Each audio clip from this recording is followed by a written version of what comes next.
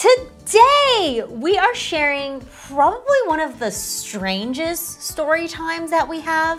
I'm just gonna say again, I'm gonna say these words. Kit, the Playboy Mansion. Oh.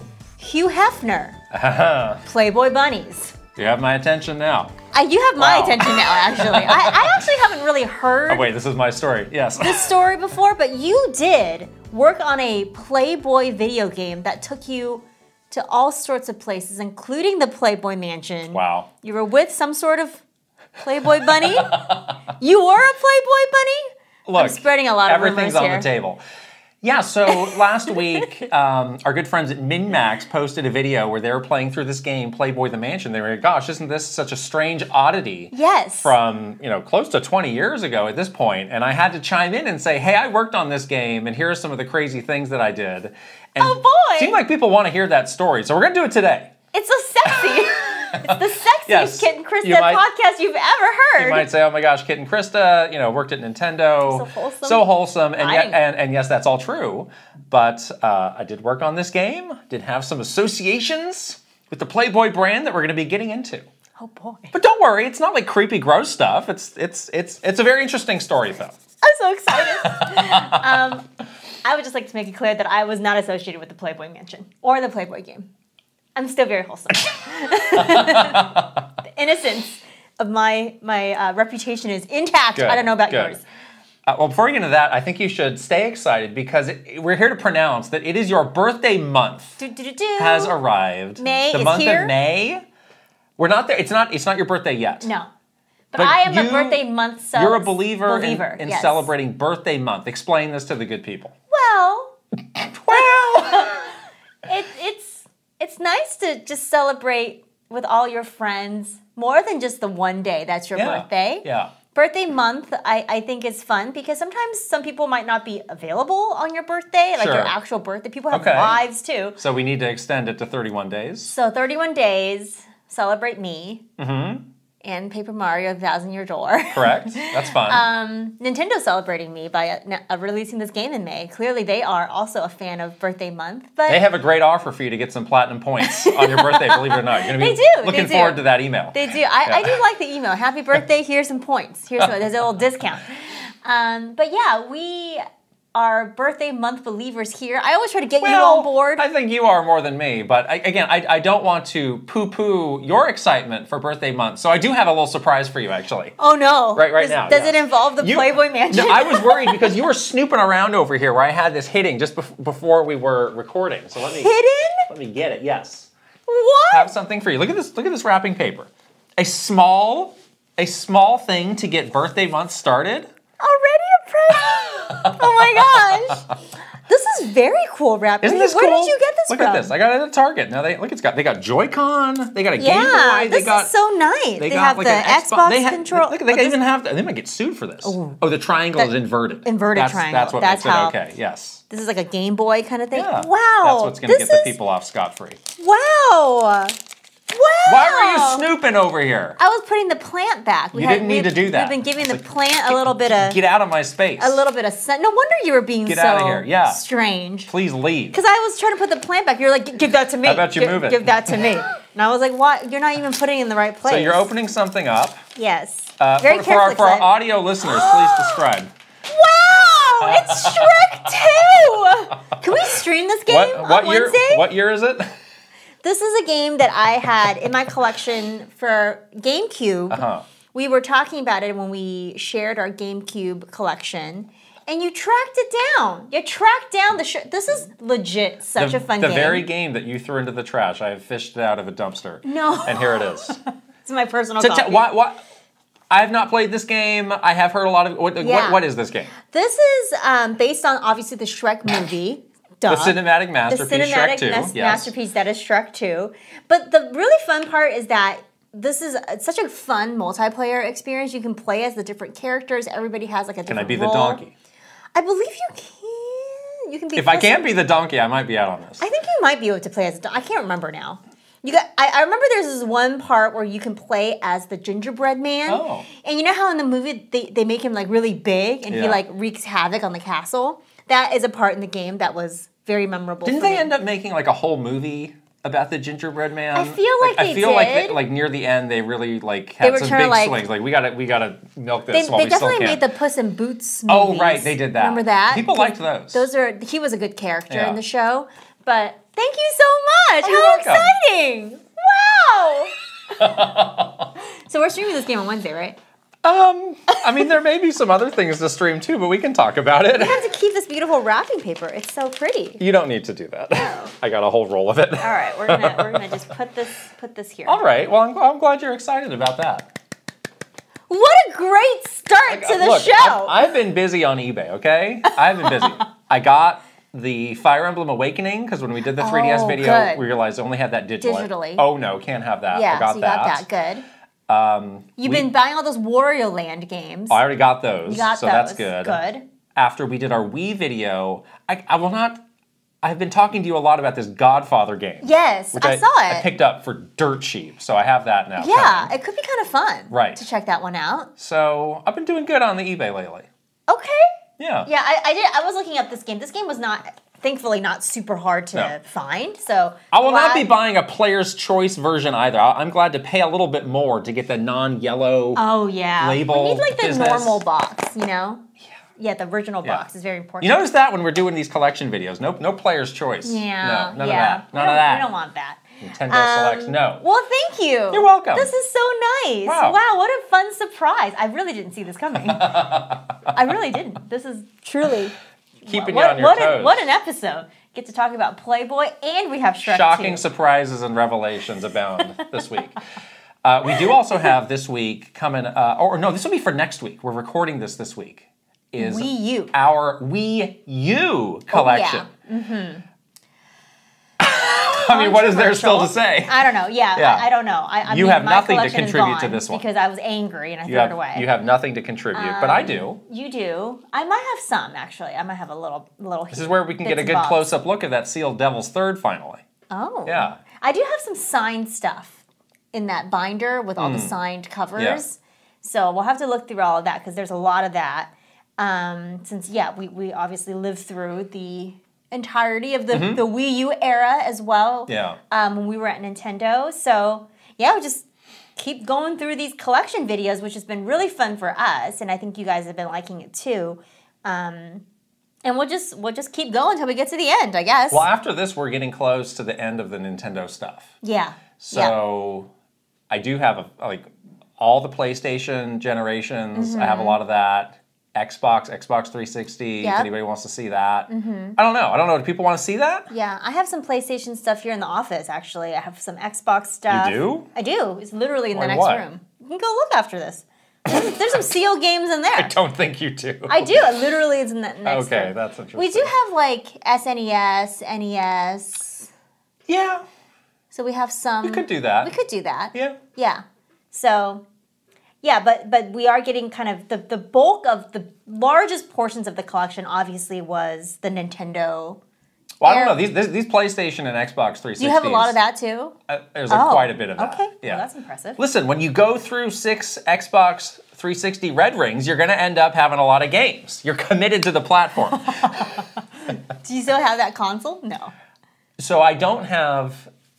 When I finally stopped getting red rings was when they put out the redesign, the one that was black and looked a little bit different. Yeah, I remember that one. But that the iconic hourglass-shaped original, I really like that one. The sexy Xbox? I don't have any more of those because they all red ringed. Now they sell the Lego version. I've been like, should I buy that? No. It costs a lot of money. It's it costs expensive. it's $150. It's expensive. It's outrageously expensive. Yeah, it's very expensive. No. But yes, you can look forward to more collection videos. But yeah, tell us if you want to see non-Nintendo Yeah, what do you stuff. want to see next? We need some help with the next one. We have stuff. Yes.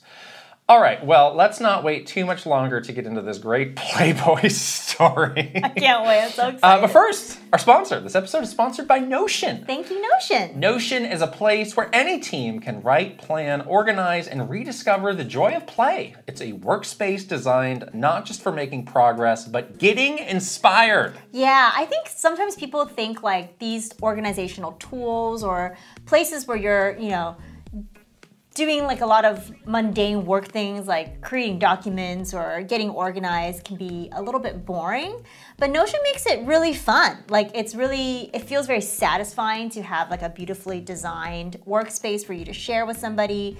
You have been planning a big birthday for your mom. That's right. It's coming up soon. And that's not related to work, so it's nice to have a platform where you're able to have a little bit of fun doing that and also getting organized as well. Yeah, I mean, think about like if you've ever been in a really good brainstorm, just like the fun of that, the electricity, like the building on one idea to the next. And like in the past, that has been hard to translate. Like I remember when like the early pandemic hit and we were like, how do we do these now? I know. Like we don't really have a good way. Yeah. But with Notion, like it is very easy to do, and all the tools are there that lets you like not skip a beat of like just riffing off of each other with a great idea. And it's fun too. It's really fun, and it organizes it all. So you're totally right. You're not like sort of stopping your brainstorm to take notes. It just kind of does that all for you. So you can just worry about the good ideas and sharing those. Exactly. So try Notion for free when you go to notion.com/KitandKrysta. That's all lowercase letters, notion.com/KitandKrysta, and start turning ideas into action. And when you use our link, you are supporting our show. That's notion.com/KitandKrysta. We're putting the link right over here and also in the description below. All right. All right. Big anticipation. Switching over to the other document here for my. Look at how many pages of notes. Look at this organized notes. The copious notes that I have here. Wow. So again, I mentioned the min-max video that prompted this, and I think if people are interested, they should go and watch that video just to get a closer look at actually what this game is and was. But we're going back to 2004. Whoa. Which was my first year of working in video games. Right. And it was my first job out of college, so I was working at a very small agency that focused on video games, which was called, they changed the name, it's now called Triple Point Communications. They're still around. Right. And they're still doing great work. And the woman who hired me, gave me the first job, she's still there, and I'm still very close to her. Yeah, that's so awesome. So that's really cool. And you know, there was constantly at an agency, like there's constantly this shuffle of, okay, we have clients, but we need to get more clients because the clients you have, they might wrap up their project. There's this constant churn of clients go out, clients come in. And one day you got a phone call from people saying like, hey, we're working on a Playboy video game. And, you know, we need, you know, we have, you know, PR at Playboy, obviously, but we need people to work on the game who have expertise on games because we haven't done this before. Yeah. And we came in, we did our pitch, and, you know, at the time, there were not that many agencies that were 100% dedicated to games, so there's more now. But it was a good pitch, and we ended up landing them as a client, which was very different and unique. But the game came out January 2005. They eventually released an expansion for it in 2006. So we were working on it for, you know, well over, I'd say like a year and a half or so of working on it. So it was a pretty, you know, in-depth project as far as these things go. So, you know, going back to 2004, I think just to like, if some of our listeners may not have really been around. I mean, you could have been very young in 2004, but obviously, like this was 20 years ago. But this was a peak Playboy era. So I would say. this was the peak era of the men's magazine. Yes. Because in addition to Playboy, which had been around for like, you know, decades, you had the emergence of things like Maxim, FHM stuff. Like those had all come on the scene in the last couple years. And believe it or not, at that time, like print magazines were still like the hot stuff. Yeah. Like all those magazines had circulations of like millions of copies every month.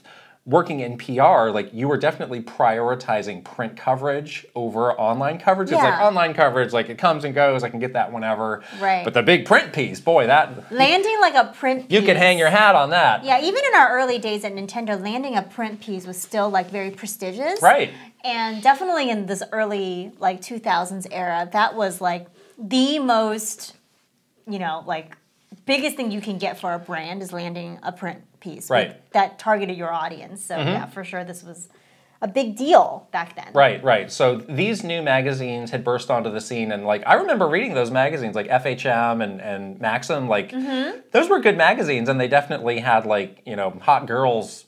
At the forefront, but like they were also interesting to read. Like I read it for the articles. I read it for the articles. Yeah, we all read them for the articles. Right, and they were in contrast to Playboy, like for everybody. Like there was no like nudity or anything. Right. Whereas like Playboy was like, oh, it's in the back counter, or like, oh, it's like gotta ask for it or something. It's like, wrapped up in some sort of cellophane or whatever. So it was kind of this big era though of this type of magazine being very popular, and that kind of culture just being very popular as well. Exactly. And I think all people maybe also it's definitely declined recently, but again, Playboy is more than just like a men's magazine that's got like naked ladies in it. Like it was definitely a cultural touchstone. Oh my gosh, yeah. Again, I think it started in like, I don't know, the 60s or so, and just had this huge run, and they would get, celebrities would be in it, they would get big interviews. And there was so much more than just like, it was like a media empire. Hugh Hefner was like a household name. They had the reality shows. Yes. It was a big deal, and it was a name, strangely, that like everybody knew. Like, and they still know, I think. Your mom would know, like your grandma would know about Playboy. Oh yes, Hugh Hefner's gallivanting around with his blondes, his beautiful bunnies.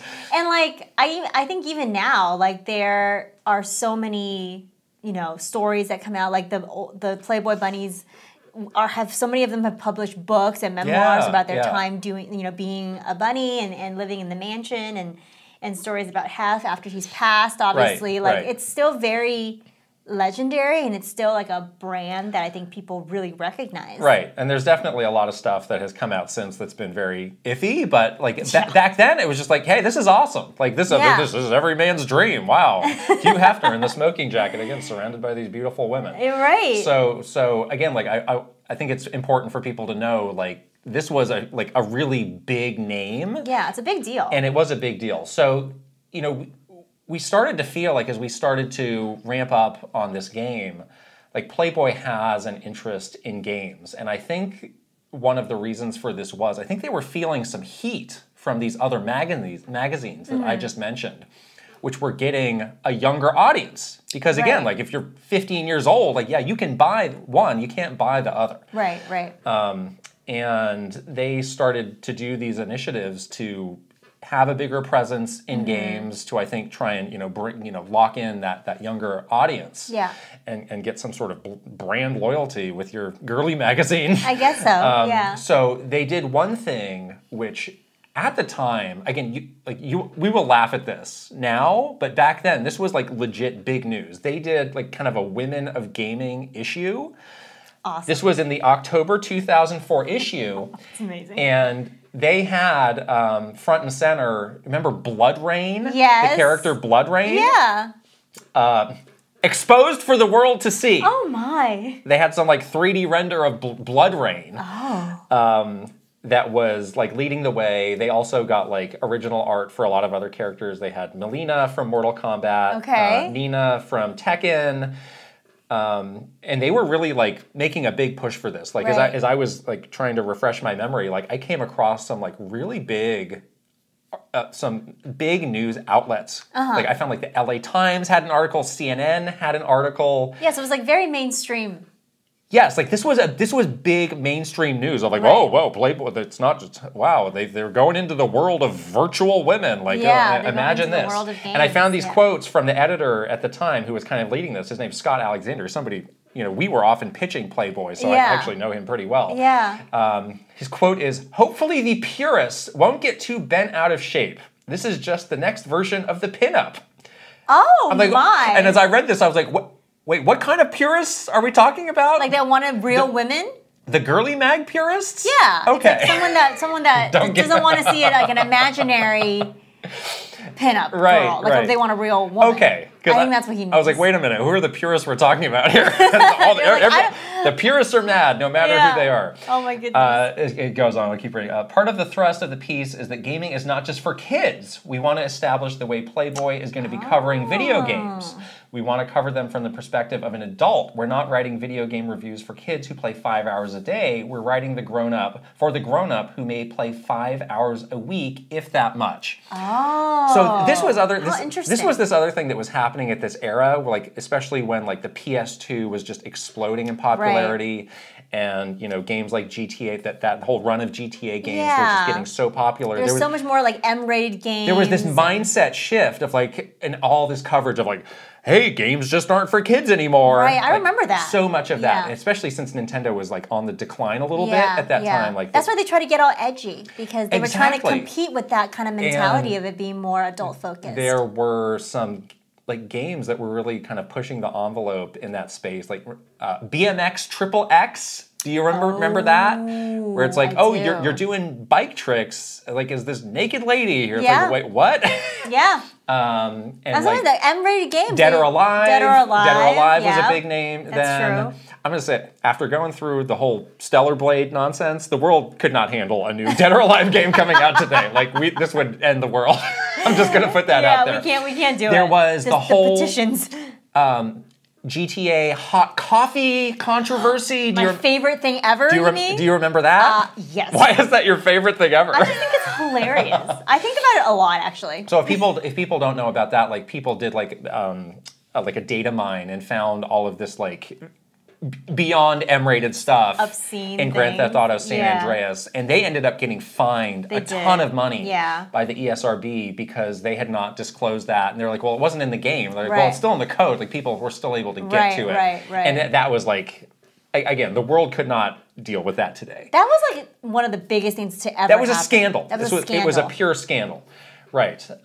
So interestingly, with this issue that they were doing, I was also involved in it from another perspective because I was working on a game that was also in this issue. The game was called Dark Watch, which is not a big name at all now, but it was a game being made by Sammy Studios, and Sammy, and Sega merged. Right. And that game ended up getting published by Capcom, but they had a character that they were placing in that issue. Oh. And when we did the status call with them, they're like, we're going to let you in on some huge news. And I'm like, oh, what is it? What's the big news? And it was like, we're creating a special render of our character to be in Playboy. Come on. Is she naked? Somewhat. Oh, wow. Somewhat, yeah. But so again, I'd like just the context of like how big this was. Yeah. Like people were like fighting over to get these spots. Right. I also found this other quote from the spokesperson from Majesco who owned Blood Rain. What happened to Blood Rain? Just gone and forgotten. Yeah.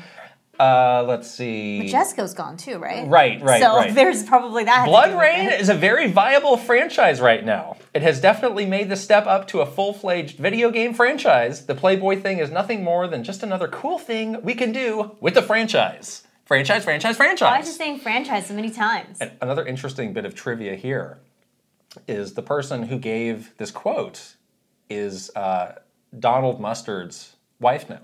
Oh. Donald Mustard of Fortnite fame. Yes. So just a little bit of video game industry trivia right there. Wow. Look at that. Wow, look at that. The worlds collide. Right. So again, that's the table setting of like this was just an interesting time. It really was. For this mature game thing to be taking off, but also for I think Playboy to be trying to like play a little bit of catch up. Yeah. So what was this game? What was Playboy the Mansion?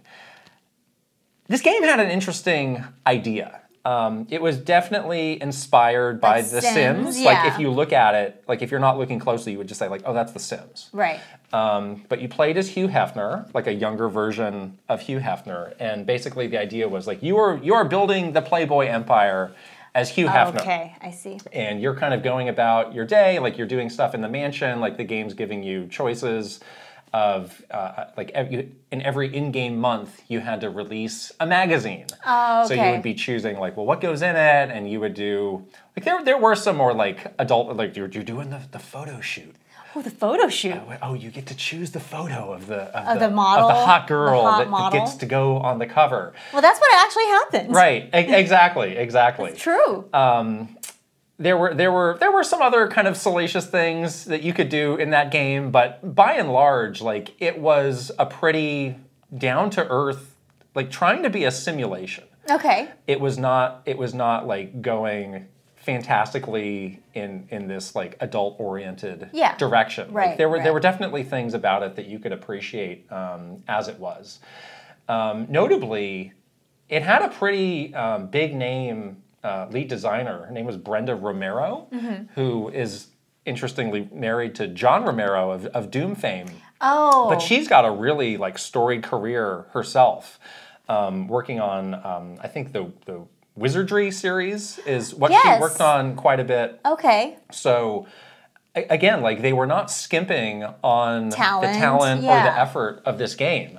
And I think that's notable that, you know, they brought in her, but also a woman was leading this game. Right. And that's one of like my big memories of the whole project was that from my perspective, it felt very woman-led, which might be, you know, not surprising, not what you expected. Yeah. So from my perspective, working at this agency, at the time it was still a pretty small company. There was like about 10 people there.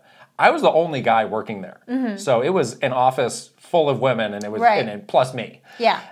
So that was kind of the PR perspective. PR is very, I feel like a lot of women work in PR. Sure. Yeah. And from their perspective, like I never really got a whiff of anybody like feeling uncomfortable about this project. Yeah, I think like the feeling I got was like, oh, this is like a fun big brand that we can work on. Yeah. And maybe, you know, do something a little bit different than just, you know, the 19th first-person shooter that we're working on, or, you know, straightforward RPG. So there was a lot of excitement in the office around that game.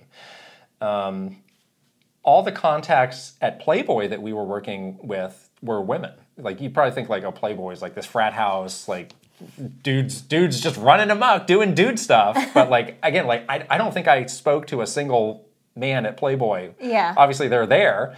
But you didn't talk directly to Hugh Hefner? That's too bad. No, I didn't, believe it or not. So again, like my perspective of this was very unique, and it was like, this is like this is a game that's made for men as the target audience, but like women were making it. Women had their hands like all over it. Right. So again, like the company I worked with, you know, very women-led. All the Playboy contacts, women. Brenda Romero making the game. Just this interesting kind of juxtaposition that you may not have expected. Yeah. The game was not well received, believe it or not, unfortunately. Oh, no. I think the Metacritic of the game is around like a low 60s. Oof. And the criticism was like, it didn't feel very fun to play. Like they leaned a bit too far into the simulation aspects. Felt too like a slog. Right. I think like one of the comments that I read was like, I was so excited to check out the Playboy game, and then the first thing it told me to do was to like design my office space. I was like, well, that just seems a little boring and not what I expected. So I think there was just kind of a misread of like the nuts and bolts of the game versus like what people were expecting out of it. Yeah. And this was an era where Sims was so popular as well. Oh my gosh, the Sims was like the biggest thing ever. It was the biggest thing. Right. So I can see why they went in this direction of like very sort of minutia life simulation, but I don't think that's what people expected from sort of a brand like Playboy where it's supposed to feel a little bit more like fantastical. Exactly. So, yeah, I have the Metacritic scores here. Yes, basically right around 60% on all the different platforms. So this was on PC, Xbox, and PS2. No GameCube version, believe it or not. Uh-oh. Not on the GameCube. So not that edgy yet. The initial, launch was not great. Honestly, the sales were not great, but they had aspirations to support this game kind of longer term. So again, like I mentioned, they had an expansion that they were working on, and they kind of quickly changed gears to like, all right, well, let's, what can we do to use the Playboy muscle to sell some copies? So they had lined up pretty shortly after launch this big store tour and it was in association with Fry's Electronics. Oh my gosh. Remember Fry's, guys? I don't think everybody knows what Fry's Electronics is because it's more of a Western United States regional. Very popular here in California. Yeah, they started around here, and I think they expanded into like Arizona, Nevada, some other places. But it was like a more hardcore Best Buy, I would say, because they had a lot of very like specific computer parts. Just get PC components. Right. And then, but they did have big entertainment spaces as well with video games. Yeah, they had a huge game section. Right. Like and DVDs. Again, like the Best Buy comparison is a good one. Right.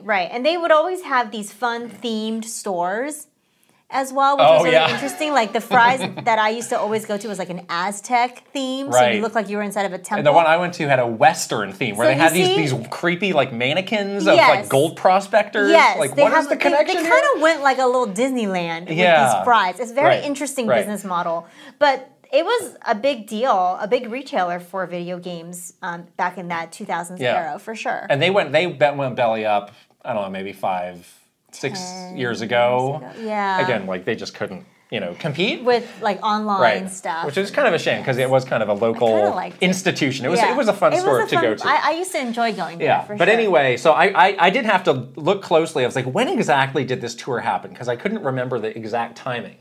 Luckily, I found a post on NeoGAF by none other than Wario64, who had the details. Prolific. Yes. So confirmed by Wario64. This was in January 2005. So again, just like a year. No, like weeks or so after the game had come out. That's right. Because the game came out in January 2005. This was like a week or two after the game had come out. And they were doing these special signings in different locations where you could go buy the game and like meet the Playboy bunny or the Playmate and get your game signed and whatever. Oh boy! And somehow I was the lucky guy who was assigned to go staff the San Francisco Bay Area location. So we were doing 2 stores in a day. We were doing Fremont and Sunnyvale. Oh yes, I remember the Sunnyvale one very well. Yeah, and they had different playmates that were going to each. The one I got, her name was Stacy Fusen, and she was the February 1999 Playmate of the Month. Wow. Yes. Legit. Right. As I was doing some research on her again, just to jog my memory, one of the websites said that she, quote, had an encounter with Charlie Sheen. I mean, what does that mean? Who didn't have an encounter with Charlie Sheen in 2004? I can't raise my hand. I can't raise my hand myself. Poor Stacey. But now runs her own charity foundation. So good for her. Yeah. And yeah, basically I was again like what is my role in all this? I don't really know. Like I'm working at a PR agency. There's no media are coming to this. You're just like there to like make sure the line is going. I was basically there to like help facilitate this event, make sure it goes smoothly. There's like a bodyguard, kind of like deal whatever she needs, like get her some water, get her some whatever. So it's fine. So they had like a table like this one just in the corner of this Fry's Electronics. Yeah. And they did a good job promoting this event. Like I remember they would always buy out these pages and pages in the newspaper and they were promoting it like crazy. They would do radio ads. Like any way you could advertise something locally in 2005. Like they were doing it. Okay. So there was like a big turnout for this. There were a lot of people and I got to see firsthand like this is the like hardcore Playboy fan base, which was eye-opening. A lot of people brought other stuff instead of just the game, which would often involve somebody unfolding a centerfold right in the middle of the public of the woman who's sitting here who is now naked on the page. Please sign this. One such person, one such person came escorted with their own mother. Please sign the centerfold, and they unravel it right here in front of the woman. A grown man? Yes, and their mother. Hello, this is my mother. I'd like you to meet her. No, wait, seriously? Please sign the centerfold. But this is like a grown man, like 18 plus. An adult. An adult. A full-grown adult. With his mother. With the mother, who came along, maybe drove the car or something, I don't know. Oh, boy. So there were just some interesting characters that came around. A lot of people were very nice, very very normal, very natural, but some interesting characters for sure. I think no creepy things happened. Well, indirectly creepy for sure. I do remember very vividly in the second stop, the afternoon stop was Fremont. Again, there was a very long line. Like there are hundreds of people who came out for this. There was like one guy in the back who was just like pacing and doing like some real like creep eyes. Ew, no! Like maybe like, but just like going back and forth. And it's like at the girl? Yes, it's like, do you want to get in line? Like, do you want like you can get in line and meet this nice lady if you'd like. I don't know. Oh. So, very interesting. I'm sure she probably has seen it all, honestly. Oh, yeah. Yeah, she's she had, I did get a chance to, like, chat with her a bit, and I was actually, like, driving her from, like, location to location. And, yeah, she's very just down-to-earth, very normal. Like, I think, like, Playboy's whole thing was, like, this is the girl next door. And she, like, very, very much was. Right, like, didn't give off any, strange airs or anything like that. So a lot of them were, like, you hear all those stories about, like, like, really famous bunnies, like Holly Madison or something like that, like that, her own reality show. She's just like some normal person.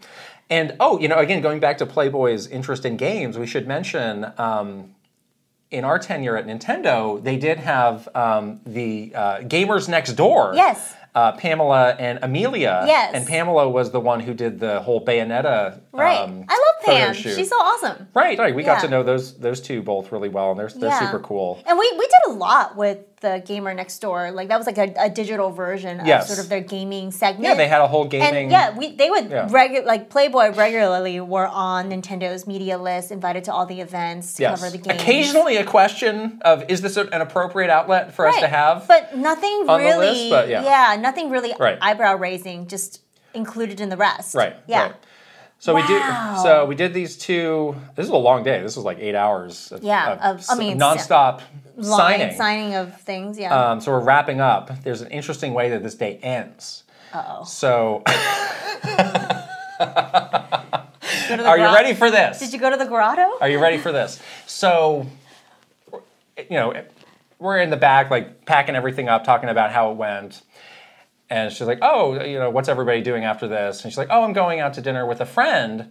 Maybe you should meet him because he works in the industry. And I thought, oh, okay, fine. So like I walk her out to the parking lot where this guy was and introduce myself to him. And it was not a name that I knew at the time, but I looked him up. Somebody who went on to become a pretty high-ranking executive at a major gaming company. Oh my gosh! There's no need to share who it was, but I thought that was an interesting detail. Will you tell me afterwards? That was her after-dinner hang, or her after-work hang. Well, sure, I'll tell you. Wow! Who is it? I'm so curious. My lips are sealed. I'm so curious. Mate, your lips are sealed. I wonder if they're still together. I don't think they are. Oh, darn. It wasn't like a storied romance, I don't think they are. That's too bad. Well, I don't know. I mean, she's like, I'm going out to dinner with my friend. So, and then this guy, and I was not about to pry into the details. What kind of friend? But it's just, in the industry as well. You should meet him. All right. Wow. Sure. How interesting. So that's that story. E3 2005, again, we were still promoting this game because they had the expansion coming out. So we were still involved. We got invited to the E3 party at the Playboy Mansion. That's so cool. I've always wanted to go to the Playboy Mansion, to be honest. Like, I just think it's very, it's very iconic. It's like the White House. Right. And E3 Playboy Mansion parties were not like an uncommon thing. Like they always, like some company was always doing buying out a one portion there, of the mansion. but they were very exclusive. So like you could not really like weasel sneak your way in there. Like I think I told a story like a long time ago of like sneaking into like a big PlayStation party, which was tricky. Like this is beyond tricky. Well, yeah, there's no way you can get into this unless you were invited. So that was cool. Again, it was kind of me and the whole agency got invited to go to this, in addition to like all these dorky games media types. So like just load up a bus in downtown Los Angeles and we'll drive you out to the Playboy Mansion. Where's the Playboy Mansion? So it's very close to UCLA. Oh, okay, yeah, I know where that is. A little bit out of downtown Los Angeles, but you get kind of into this kind of more like wooded, I was gonna say, they have a pretty big property area where the houses are getting really big. Wow. And like it's a beautiful house. Yeah, grounds are nice. They have, like it's peacocks. It feels very, very, classy, very like old world. Yeah.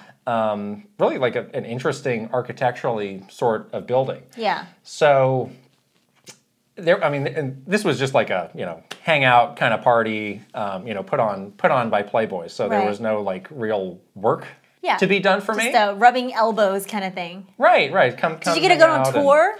So they did take us on a small tour of the mansion, and my impression of it was like there were parts of it that were really nice, and then parts of it that felt very cheesy, very 1970s, outdated. Yeah. It was either one or the other. Right.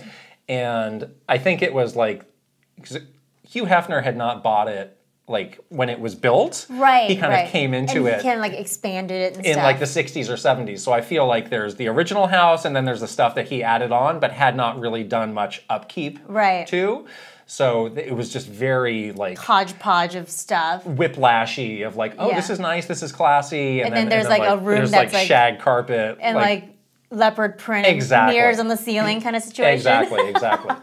The one other thing that I really do remember them, and they were like, oh, you want to see this because you guys work in games. Like he had a very legit arcade. Oh, that's cool. In the house, yeah. like a large room that had.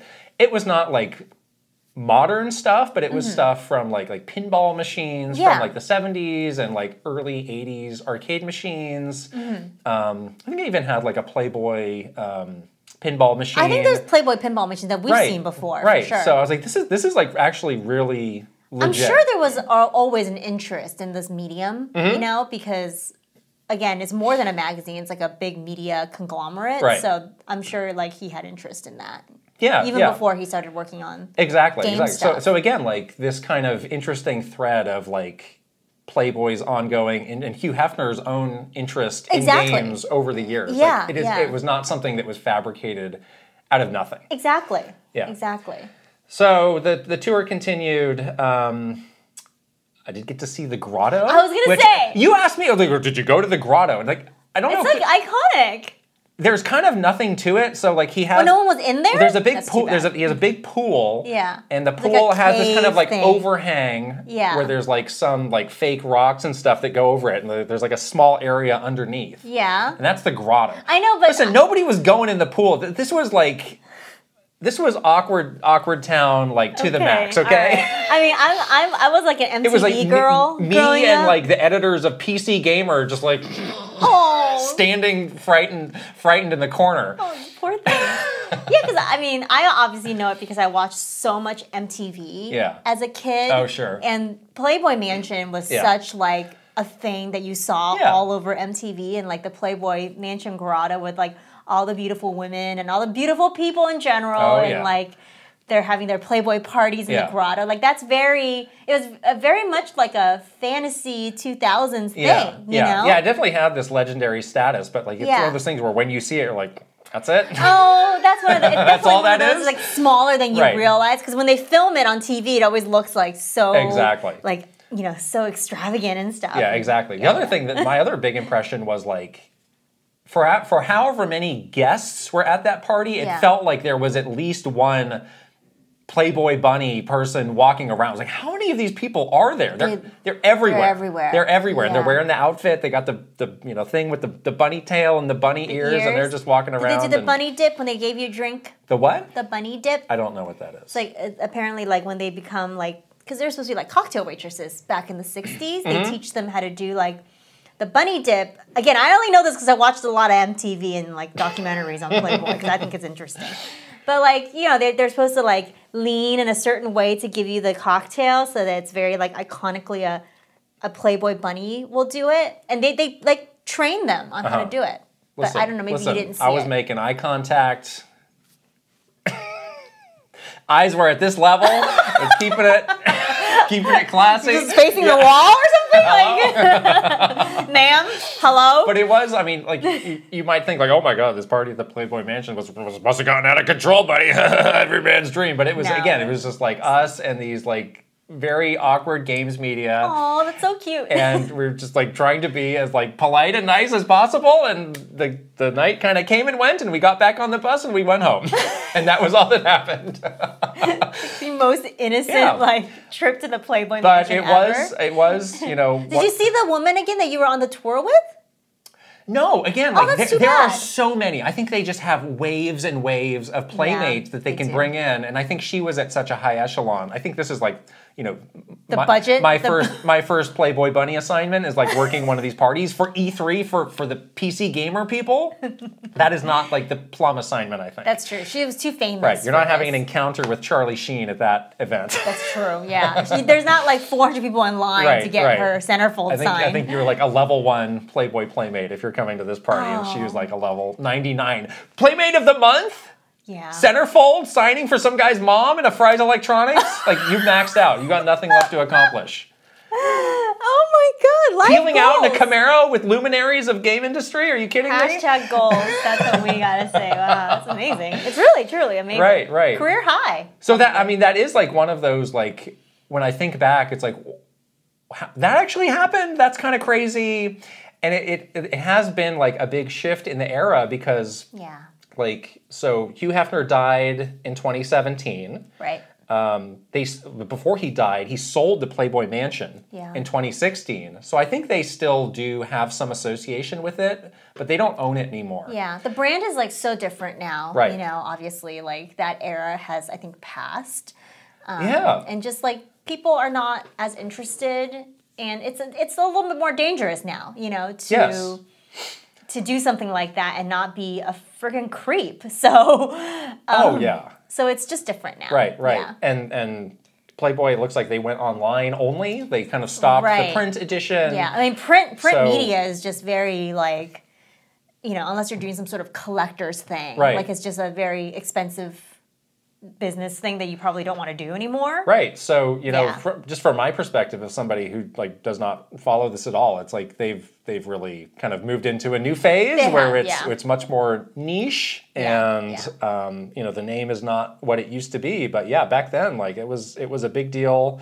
And it's a little strange to look back on, like something like that, like this. But that was men's magazine, like really like ruling the roost. But it was. That was the era. That was true to the time, you know. And for better or worse, that was what was happening around us in those early 2000s. And even you know, I was very interested in this too. As a woman, like it was just everywhere. Yeah. Like you just sort of couldn't escape the brand or the shift in how people were consuming information, like with print magazines. Like for every men's magazine, they had like probably 10 women's magazines of the same type. Right? I mean, it is a testament to their marketing that like this men's magazine, where like there were definitely like other riffs on that were just disgusting and creepy. Yeah. But like it had this mystique, and like women were interested in it. I was interested. And like I was very interested. Everybody knew about it, and not in a ew kind of way. Yeah, yeah. Like I never. I think when I saw a Playboy magazine, I looked at it, I wasn't like creeped out by it really as a woman. Like I wasn't like, this is so inappropriate. Like this seems so creepy. Like look, that poor girl got forced into doing something she didn't want to do. Like that never gave me that vibe, which is very interesting how they did that. I don't know how, but they must have found a way to like really kind of walk that fine line. Now I watch this thing on HBO that's all about like Playboy murders. Oh. It's very true crimey and good. But apparently a lot of Playmates had gotten themselves into bad trouble. Yeah, again, as time has gone on, a lot more of these stories have come out. Yeah, and it's like, yeah. But I mean, there was a much darker side to all of this. There was some darkness there, that you know. The normal person saw. Probably didn't. Yeah. Exactly. But now so Holly Madison, the most famous Playmate, I would say, is the host for this show. Oh. And she's written so many books, and she, you know, that show that she was on, about the Playboy Mansion had run for so many seasons. She was really like close to half and stuff. But yeah, it's really interesting to watch this now that you know, from a like hindsight perspective, because there were definitely a lot of things that you didn't see, and it's really just like eye-opening to see all that stuff. So those were the huge games in 2005. Playboy the Mansion and Shrek 2 the movie The Game from our good friends at Activision. Can you believe Activision did this? I can though. We went from this to Call of Duty. Oh wow, you get a Baskin Robbins coupon inside? Great. Dang. Wow. I'm just trying to find any way to transition out of this story right now. Why? It's okay. I can't believe you like lived through that. That's so interesting. Yeah, I mean, that I didn't like working at an agency, but that was the interesting thing about it was like these companies were always coming through the door. They all had a different story, a different thing, a different vibe. Right. And sometimes they were interesting, sometimes they were terrible, but you got to see them come and go. You just were exposed to it. Yeah, yeah. And for better or worse, I'm sure you learned like a lot of stuff. And yeah, like that's something that's really different because Nintendo, you know, I worked there pretty much the entirety of my career. I was really only exposed to that kind of like very family friendly game. Right. You know? Right. Even the M-rated games like a Bayonetta was like not really that bad. You know, like a Nintendo M-rated game was like, oh no, she's Devil's Third though. She's a little sexy. Devil's Third. Devil's Third. Still sealed. But anyways, yeah, that's so cool. I think it's an interesting part of your career. Yeah, I agree. All right. All right. Onward we go. This is really fun. Oh, this is fun. I'm really looking forward to this. So we are veering into internet memery. This is not a meme, though. This is something else. This is something else. But so maybe you've seen these posts online of these hypotheticals of if you have a certain amount of money and then there's just rows and rows of games or things or you know franchises and they each cost a different amount of money. Yes. We have made one of these ourselves. We'll put it on screen for our audio listeners. We'll do our best to kind of narrate through. Yes. So the prompt is you have $15 to build your dream Switch 2 launch year lineup. How are you spending your money? Yep. And we're doing franchises. Franchises, yes. So we have $5, $4, $3, $2, $1 tiers. Yep. You have $15 and you have to build your perfect lineup. Yes, so the $5 tier has Super Smash Brothers, Mario Kart, Super Mario, Zelda, and Pokemon. At $4, there is Metroid, Animal Crossing, Donkey Kong, Splatoon, and Fire Emblem. $3, Luigi's Mansion, Star Fox, Kirby, Paper Mario, Xenoblade Chronicles. $2, Pikmin, Yoshi, Mario Party, Mario Sports, F-Zero. And the humble $1 category, Pilot Wings, Rhythm Heaven, Punch-Out, Style Savvy, and WarioWare. Yeah. We're not here to debate whether things belong and it's off by $1. Right. Don't come at us because you are upset that Pikmin is a $2 game. That's not what this is about. This is the law. If it's a $2 game, it may make it more likely that you're going to get it. This is the law. That's a fact. Oh, it's a law. This is the fact. Okay. Okay? We are all here to accept that this is the law. Correct. All right, so how are you doing? Do you want to go? I was going to say, do you want to go through all of your choices? I think you should go. Yeah, we should go through the whole thing and maybe just talk a bit about your rationale here. Okay, so I'll go first. Okay. So in the $5 tier, I choose Mario Kart and Zelda. Should say you don't have to choose. No. I mean, you can mix and match however you want. You can mix and match. Oh, you're going with two $5 games. That's $10 Oh, you're really breaking the bank here. What? $10 right there. I have to have Mario Kart. Mario Kart and what was the other one? Zelda. Zelda. Even though we just had Tears of the Kingdom. I want you another don't care. one. Okay. I don't care. Okay. I want another one. Yeah. So you're at $10 spent already. I'm at $10. So I have $5 more to spend. Your wham is dwindling. I know, right? I'm going to spend the $4 on Fire Emblem. Yeah, it leaves you with $1. And I'm going to spend the $1 on a Rhythm Heaven.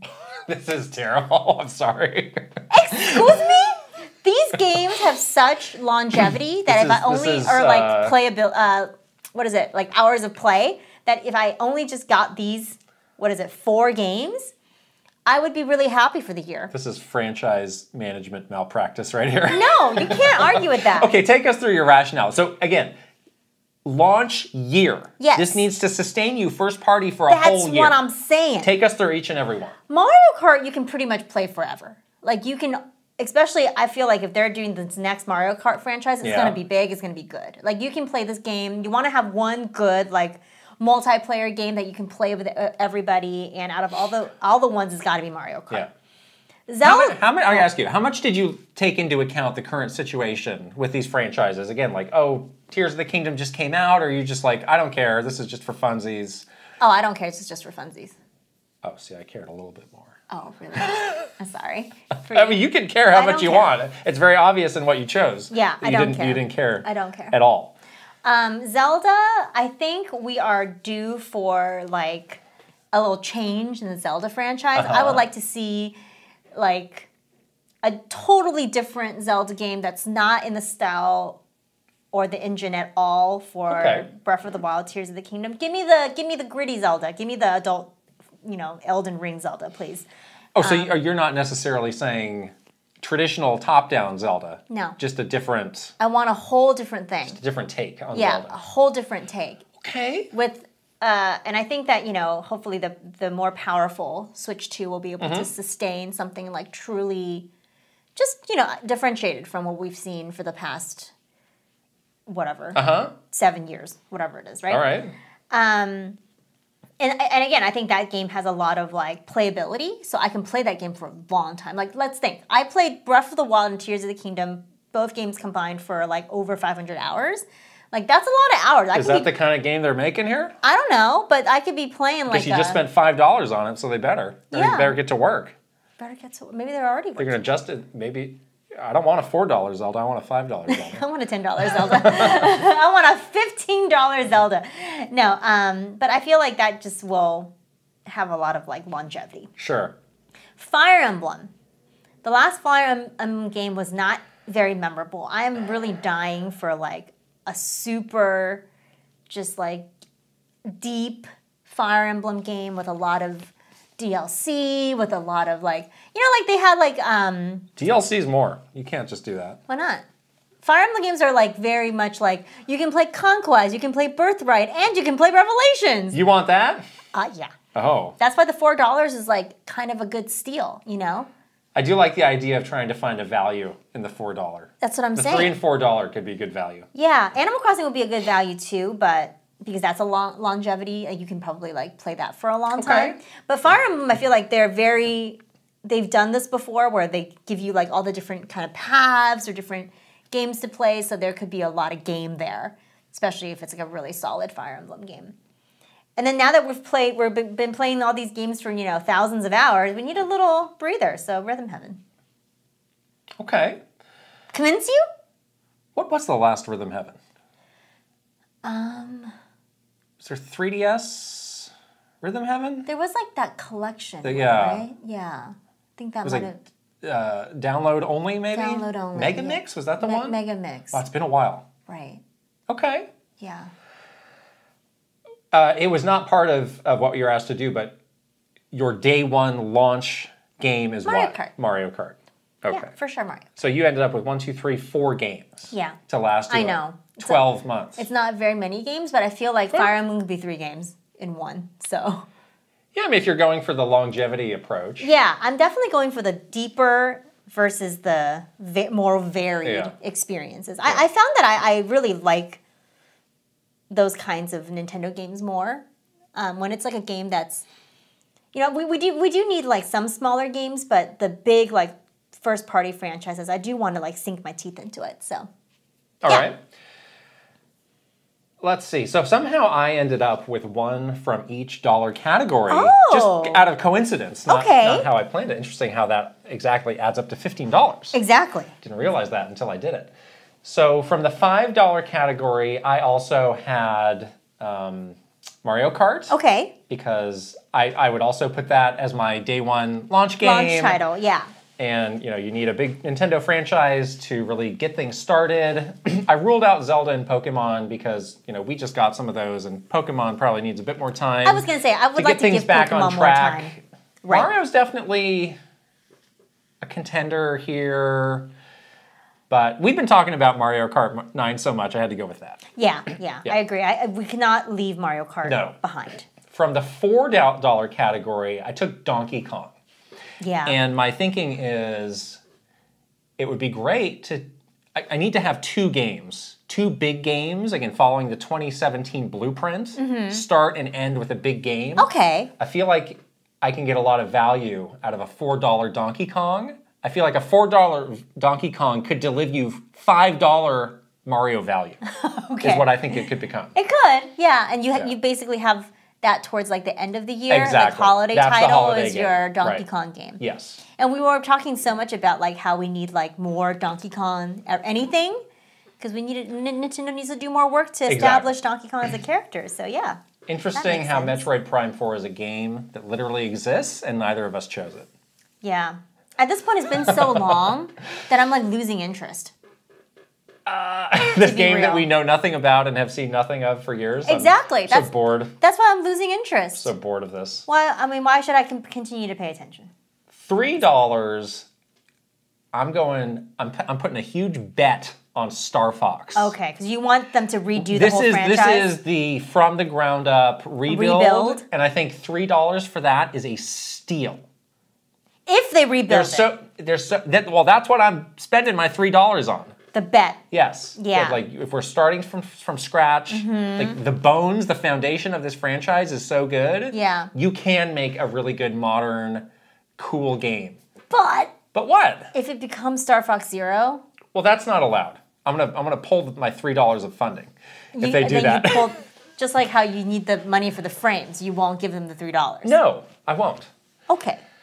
At the $2 category, I am going with Mario Sports. Yeah, and to be clear, this is basically like any. You can pick kind of what you want. Tennis, baseball, golf, right. etc., etc. And what I'm doing here to help give me a little bit more dip on my chip, as it were. I'm going down the path of Mario Sports Mix, which is a game that we looked at in the Wii, where you're getting a couple sports in one. So it kind of feels like it's a little bit bigger than just one sport. Than just one game. Yeah, that makes sense. I like that. So this lineup's looking pretty good, don't you think? It's all right. We got one more to go. You don't have any good RPGs in your lineup. We are going for $1. What are my choices of RPGs? It's Fire Emblem or Xenoblade or Paper Mario. Yeah. I am going with Pilot Wings at the $1 tier. Pilot Wings is a good choice. Underutilized. Yeah. Can be a really good potential technical showcase. I was going to say, it could look really beautiful. Could look really beautiful. On more powerful Switch 2 hardware. Fly through some sunset sky. Yeah. Doesn't have to be Woohoo Island. Could be. No, it has Just to be saying. Woohoo Island. Could I'm pulling my $1 funding if it's not Woohoo Island. It's not your dollar. I'm pulling your $1 funding if it's not Woohoo Island. I'm paying in quarters. I'm paying pennies. I'm giving you a sock full of nickels. I'm giving you 100 pennies in a pillowcase for Pilot Wings around HD 4K Woohoo Island.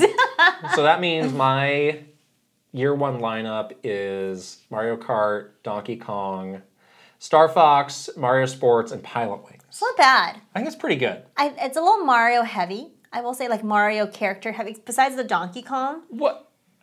How? Aside from Donkey Kong, Star Fox, and Pilot Wings. I don't know. There's something about those franchises that feel very like samey to me. They're all hits. That's what they have in common. Because it's not different like a Zelda or a Fire Emblem. It's not different like a Rhythm Heaven. Yeah, it actually sells. That's the difference. Don't you want to see Cordelia in HD? 4K HD? It's not gonna, we're done with Cordelia. She's going to be hot. We're moving on. New waifu is what we need. I mean, I want to see some Fire Emblem characters in HD. We put this up for our Patreon subscribers to also weigh in on. I love this. People were going off on this. This is fun, yeah. Gartooth's picks were $5 2D Zelda, $5 Mario Kart, $4 3D Donkey Kong, and $1 Rhythm Heaven. Oh, almost the same as my pick. Another Rhythm Heaven taker.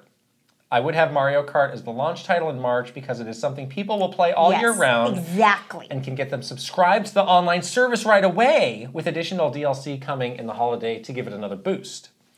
2D Zelda would be my summer game, followed by Rhythm Heaven, and then ending the year like you. On the first new 3D Donkey Kong in 25 years in the fall. The reason I chose these 4 series is because none of them had brand new installments during the Switch generation. Nice. I think doing this would give Switch 2 more of an identity to set itself apart early on with unique experiences that would not just be a Switch 1 redux. I like this logic a lot. Gartooth took this much more seriously than you did, an actual host on this show. Wait, I almost had the same thing as Gartooth. Doesn't matter. Except for the Donkey Kong. His rationale was so sound. My rationale was sound. He's like, I just like it. I didn't say that at all. I had a lot of good rationale. Kilo Kabo says, Mario Kart. The demand for the next big Mario Kart is huge, as we have seen from the DLC pass, and as the Switch's best-selling game, this will be a system seller. Yes. With the remaining $10, I would add Fire Emblem, Kirby, F-Zero, and Rhythm Heaven. Another Rhythm Heaven taker. For a solid year one lineup that will make many different Nintendo fans happy. The variety of experiences See, people are like on display. Fire Emblem is showing up a lot. Finally, Rob says, I'll spend all $15 to add Kid Icarus to the list. We did debate that. We've been due for a new game ever since the series got rebooted, and I've always felt that the double joysticks and portability of Switch 1 would have been a perfect fit for it, hoping it comes to Switch 2 as a launch title. We did debate that. We did. We actually bumped it for Pilot Wings. I think we could not say with confidence that it would be, like, is this a Sakurai Kid Icarus? Is this something else? Like, what exactly is this game? Yeah, and then we couldn't decide because we were like, no, I don't think Kid Icarus is a $1 game. We were like stuck. If it's a Sakurai game, that's higher up. It's much higher up. That's what I'm saying. We were like, so we couldn't price it, so we had to dump it. We dumped it. Yeah, for less controversial. For some more hits. known quantities. Here. Exactly. Yeah. But I also would give a lot of money for a Kid Icarus game, a Sakurai Kid Icarus game. Yes. Like the one that we worked on. Yes. Agree. I would love for him to like. Where is that a $4 game? Is that a $3 game? I think it's a $4 game. I think that's probably a $4 game. Yeah. A proper like console. Yes. Like really nice graphics, high production value Kid Icarus by great Sakurai. controls, like really great. Now that he has the ability to do the controls the way that he probably wanted That's to a in the first $4 place. game for sure. And wouldn't it be fun to see him work on that and not have to grind out on then another Smash? Like, let's just update Ultimate. He doesn't have to do too much work on it. And is that a $5 game? Ultimate Greatest Hits Edition? That might drop. Game of the Year Edition? Might drop to like a $4 or $3 game. But then, he can spend, Sakurai can spend his energy on like a new Kid Icarus game, which would be really cool. If you do my gold amiibo idea, we're back in the $5 category. I gotta say something. When we were doing that episode, we had those ideas. None other than Roger's Base himself left a comment clowning on that idea. Roger, no. He doesn't want the gold amiibo? No. He's like, I would never be interested in the gold amiibo. But you love Smash Ultimate. Roger, when we did, I'm coming with the receipts, the Final Fantasy spoiler cast, which you guessed it on, you were talking about how you loved amiibo, how you had all the amiibo there. Together. We got the receipts, Roger. This is a fight between you two. Just like how I wasn't at the Playboy Mansion, I'm also not involved in this. Send me your rap verse, Roger. The diss tracks, let's do it. The new rap beef is here. The diss tracks are dropping in 24 hours. Okay. All right. That was really fun. We will put this graphic everywhere. Thank you. And we need to see your comments because I really want to know like what people want and how you would like break out the Switch 2 lineup. That's so fun. I love it. Games we're playing. This is a long list. We do have a lot of games we're playing. Yes, you're right. Let's start with some brief impressions of our May spoiler cast game, which is Metal Gear Solid, which you're playing for the first time again. I am. Spoiler cast is going to be Patreon exclusive. Yes. Coming around the end of the month. Right. What are your initial impressions of this classic game? Yeah, it's such a weird thing for me to play this game for the first time and sort of do almost like a reverse engineering in my brain about like people's perception of Kojima, like people's just the things that I've heard, you know, for a long time about the Metal Gear series, my own biases and judgments that I had made on the series that you know took me this long to play it for the first time, and also just getting to know a character like Snake that I've seen in lots of other things like Smash, and seeing this sort of, you know, this game that like establishes Snake as a character. It's been kind of like a weird experience for me, honestly, to sort of unravel all of that stuff as I'm playing through this game. I absolutely love this game. Let me just put that out there right now, because this is one of those things where like I had a lot of preconceived notions at the time, like this whole military. Well, you were asking me a lot of questions about that. Like, Yeah. is this a military game? I don't like those. Yeah, And no, I don't wasn't like sure those. what you were getting at. Yeah, I was like, is this one of those like kind of... Is this Call of Duty? Is that what you were asking? No, I was just like that whole like wrapper of it being like, I'm on a secret mission for the military. I'm trying to stop some sort of terrorist threat. So like, that is... Sounds cool to me. Sure. That is a storyline that I typically don't like have a lot of interest in, I guess, especially at the time. I think when the game first came out and I saw like the images from it and like little glimpses of the story, it wasn't like a topic that really interested me. But obviously playing through it, I'm very interested in it, and I really like the story so far. There's a bit of like that sort of 90s action movie cheese to it, Yeah. which again, at the time, you know, I was like, fine, these movies are what they are, and they're fun to watch. But nowadays, I'm a little bit nostalgic for them, honestly. So playing this game now and getting a little bit of that 90s action movie cheese, I'm like, okay, I kind of like it, you know? Yeah. I kind of remember those movies from when I was a kid and watching them with my dad and stuff like that, so I kind of like it.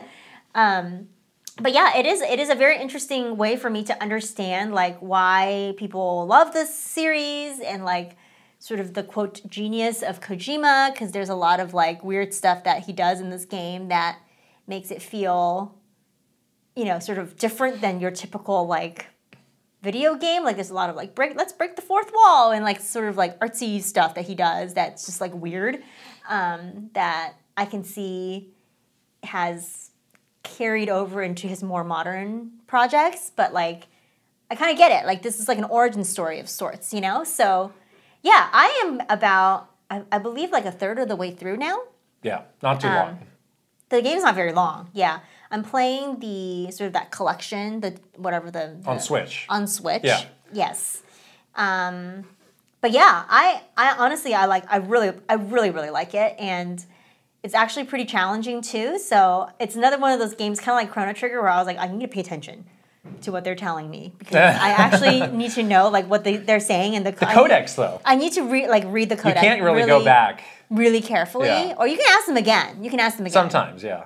But like I did a boss fight yesterday that I was like, I think I missed something. Like I don't know what I'm supposed to do. I had to look it up. But yeah, but it has like kind of like trappings of like that, where it's like, okay, this reading comprehension is very important here. Like you can't just like skim through. There's no sort of, you know, flashing main quest is here, you know, button or whatever. So you do have to pay attention, like in some of those more like older games. But yeah, it's really good. I can see why people love this game. It's really, really Does the game feel dated to you? Because it came out in the 1998. Yeah. And again, for me going back to it, it's like, well, I played it then, so I know what it's going to be and feel like. But for you not having that, I wonder what it's like. I mean, it definitely feels like a game that came out in the 90s, but it does have like a lot of very modern things in the game that makes it feel a bit more like timeless. There is some issues, like the camera I think is an issue. Well, you don't really have a camera. Well, first of all, you don't have a camera. The main thing. Yeah, yes, that too. And there was like some graphical things that was just like hard for me. Like there was a part in the game where you have to basically like try to figure out where these like infrared lasers were. I know exactly what you're talking about. And because it is annoying. The inability, the inability for you to have a camera and the way the graphics are, I was like, I cannot tell if these are going up and down or back and forth. So I failed like at least 10 times before I realized I was really squinting at that script. Like, how is this? Oh, I think I finally get it now, because it was just like confusing. So there are things like that that make it feel like, okay, it's a bit dated, but all forgivable, because the rest, the majority of the game is totally fine, you know. And I'm not playing through it thinking like, oh my gosh, this is like unplayable in 2024 or something like that. Yeah. Yeah. Yeah, that Switch version of the collection, that's what I'm playing on too. That's one that, kind of like the PC version of Chrono Trigger, has a really bad reputation, but I don't exactly know why. I turned off like all that stuff. What stuff? Like there's like a smoothing filter. You can do like pixel perfect. You can have to change it to like pixel perfect. Like I adjusted a lot of my settings. I was like, I know when this came out, I know people were mad about it, but as I'm playing it, I'm like, this seems fine. I'm playing it on Switch handheld mode. Yeah, I mean, if there's something glaring that I'm missing, leave a comment. Yeah. But I don't mind it so far. It seems quite okay to me. Yeah. I don't know. Also, like, I did not realize how, I don't know, like adult, I guess, this game is. Like, there's a lot of dialogue in here that I was like, wow, this would not fly in 2024. Whoa, yes. Snake. Snake's going for it. What did you do? He's shooting his shot all over the place. Like, he's every girl. Well, he's thousands of miles away. Yeah. Well, not with Meryl. No. There's a lot of stuff about Meryl that I was all right, save it for the spoiler cast. Whoa! Now you're going too far. But yes, I really like it. It's so good. It's really, really fun. We'll be checking in on this game lightly over the next couple weeks. Yes. We'll definitely have this game done in time for Paper Mario, which is good. Yes. We're about 2-ish, oh, yeah. 2.5 weeks away. Within like the next week or so. Yeah. Cool. The big thing I have been playing this past week. You have not shut up about this game. I won't. I need to know more about this. This game is incredible. This game has, it might be a lock for my top 10 list of the year. And a little early to be saying that. May already? Mini Shoot Adventures. Wow. Yes. This is a game that has been getting some very good word of mouth. This is just kind of a random PC game.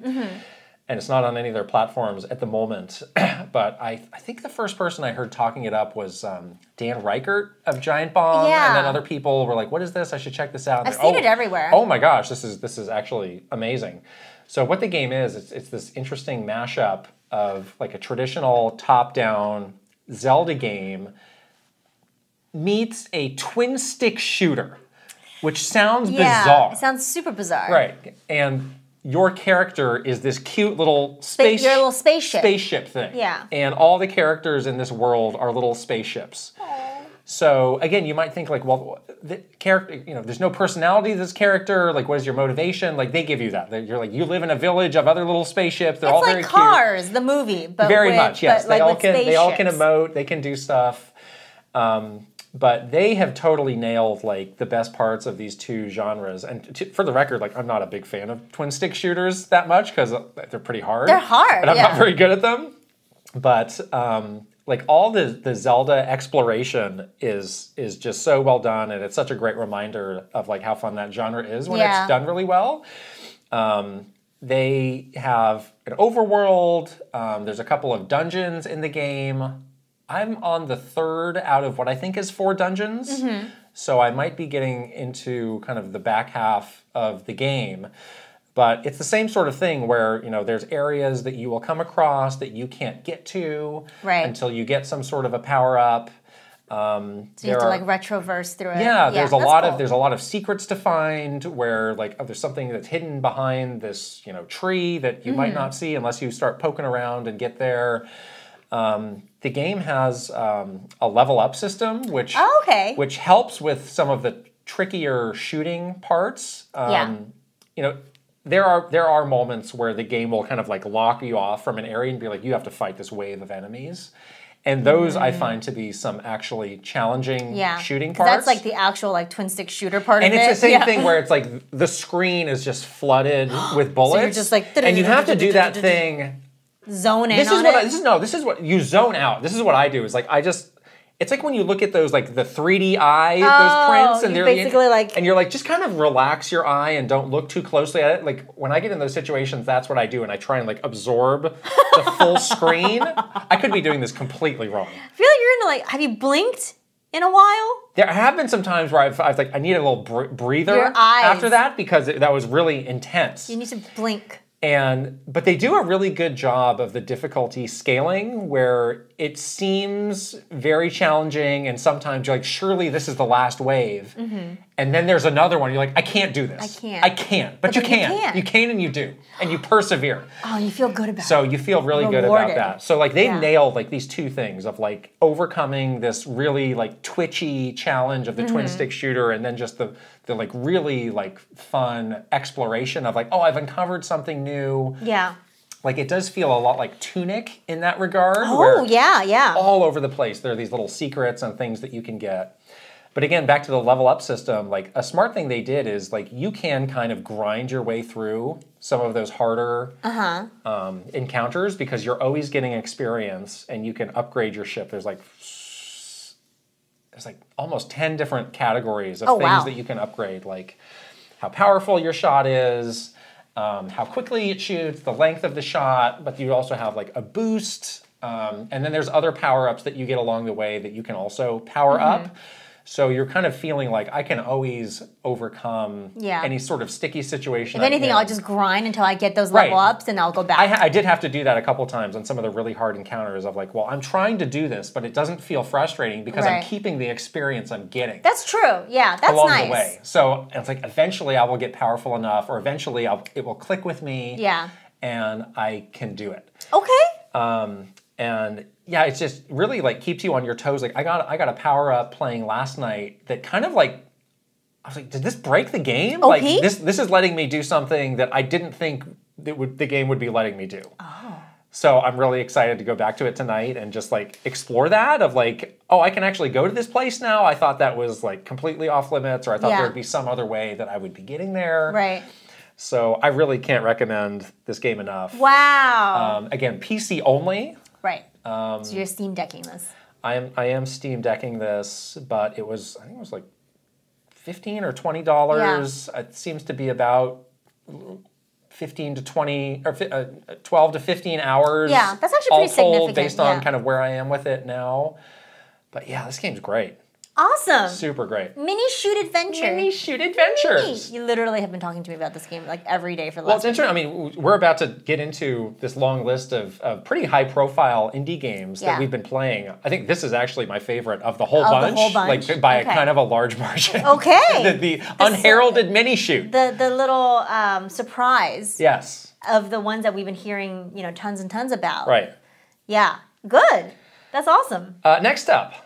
Little Kitty Big City. Little Kitty. Yes. This is the game, obviously, that we've seen so many times now in these indie showcases. We've both been playing this. I think we both got excited because we realized in the last indie showcase when they showed the game that you were actually in like a Japanese neighborhood. Yeah. And that was cool for us because that is like such a vibe. It's a good vibe, yeah. Yeah, the Japanese like sort of the little neighborhood, the little alleyways, back alleys, side streets. Yeah, where they have like sort of the electricity wires. Yeah. It has like a very homey sort of anime kind of feel to it. This game does capture that, I think, really, really well. And you are this little cat that is exploring sort of a very small part of this neighborhood, but it feels big to you, right? Because you're a kitten. So there's lots of little things that you're doing. You are doing kind of like Untitled Goose things, like antagonizing people and kind of funny things. But you're also doing some wholesome things as well. So it's kind of a good mix of being like a very like naughty cat and sort of going through and helping the other creatures in the neighborhood. Well, there's one thing that we can debate is this cat eating birds alive? It's not eating birds. I think we should debate this. Okay. Because you do get some little subquests from other animals around town. Yes. And one of them wants you to collect feathers. Right. And they say, it's kind of a tutorial of like, here's the pounce mechanic where you can sneak up and then jump. And it goes into like a slow-mo. It's like a really like ominous, like claws out, mouth open. There's no claws. And so you land on a bird and you're pinning the bird down and there's kind of like a lunge and then it poofs into a feather. And then when you talk to the other So what do you think happens to this bird? When you talk to the cat that gave you the tutorial, you have a very long dialogue with that other cat that's like, I'm so glad that you're letting the birds fly away. Well, if it was that long, I was probably buttoning through it. We're so glad that you're letting not the birds fly away. It's like, oh my God, this is really like... No, the whole point is that like you kind of startle them and then you let them go. They fly away, but they leave... You just spook them. They leave behind a little feather for you. I don't think you're eating the thing. I have done like some really funny things where you can like paw at the people that are walking by. You can straight up trip people. Well, yeah, that's the funny part. You can walk out and they like drop their phone and you can like take it away. You like run away with it. That's what I did. I like pawed at it because he's like on his phone walking and then his phone fell and then I took the phone and threw it down the drain. Don't walk and look. You threw it down the drain. That'll learn him. Then what happened? I cannot stand people in real life. What happened? I don't know. He probably just like didn't have his phone anymore. He sucked. Wow. It's like this really awful like Japanese salary man with like no face. And he's just like glued to his phone. He's walking around and I like tripped him and then I took his phone and put it into the garbage, like the drain or whatever. But that like legit bothers me so much in real life when people look at their phone when they're walking around. Don't do that. And I had to like have vindication in this game. But it's very cute, and you're doing some stuff where like as you kind of complete tasks, you level up the amount of. Oh really? Yeah, like you get these like fish that you eat.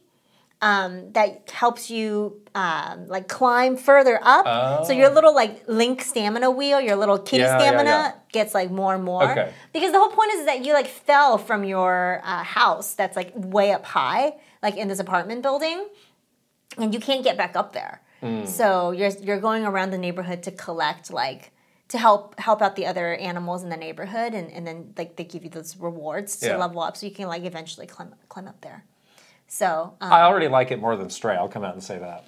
Oh, it's very different. It's not scary. And there's no way the kitty is gonna die. No scary aliens. Eating your none face. Of that. Yeah. Yeah, the kitty's not gonna die. No, it is very wholesome and very. I mean, sweet. So much was made of like the animations in Stray. Like I think this looks great, and it really captures the spirit of a cat. It does. It 100% does. I wish you were saying like the area that you're exploring is not that big, but I still wish you had a map.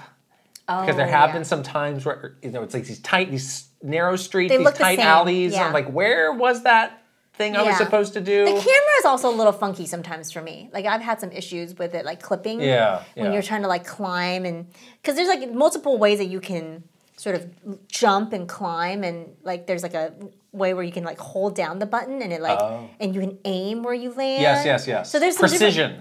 Exactly. There's some different things you can do. Yeah.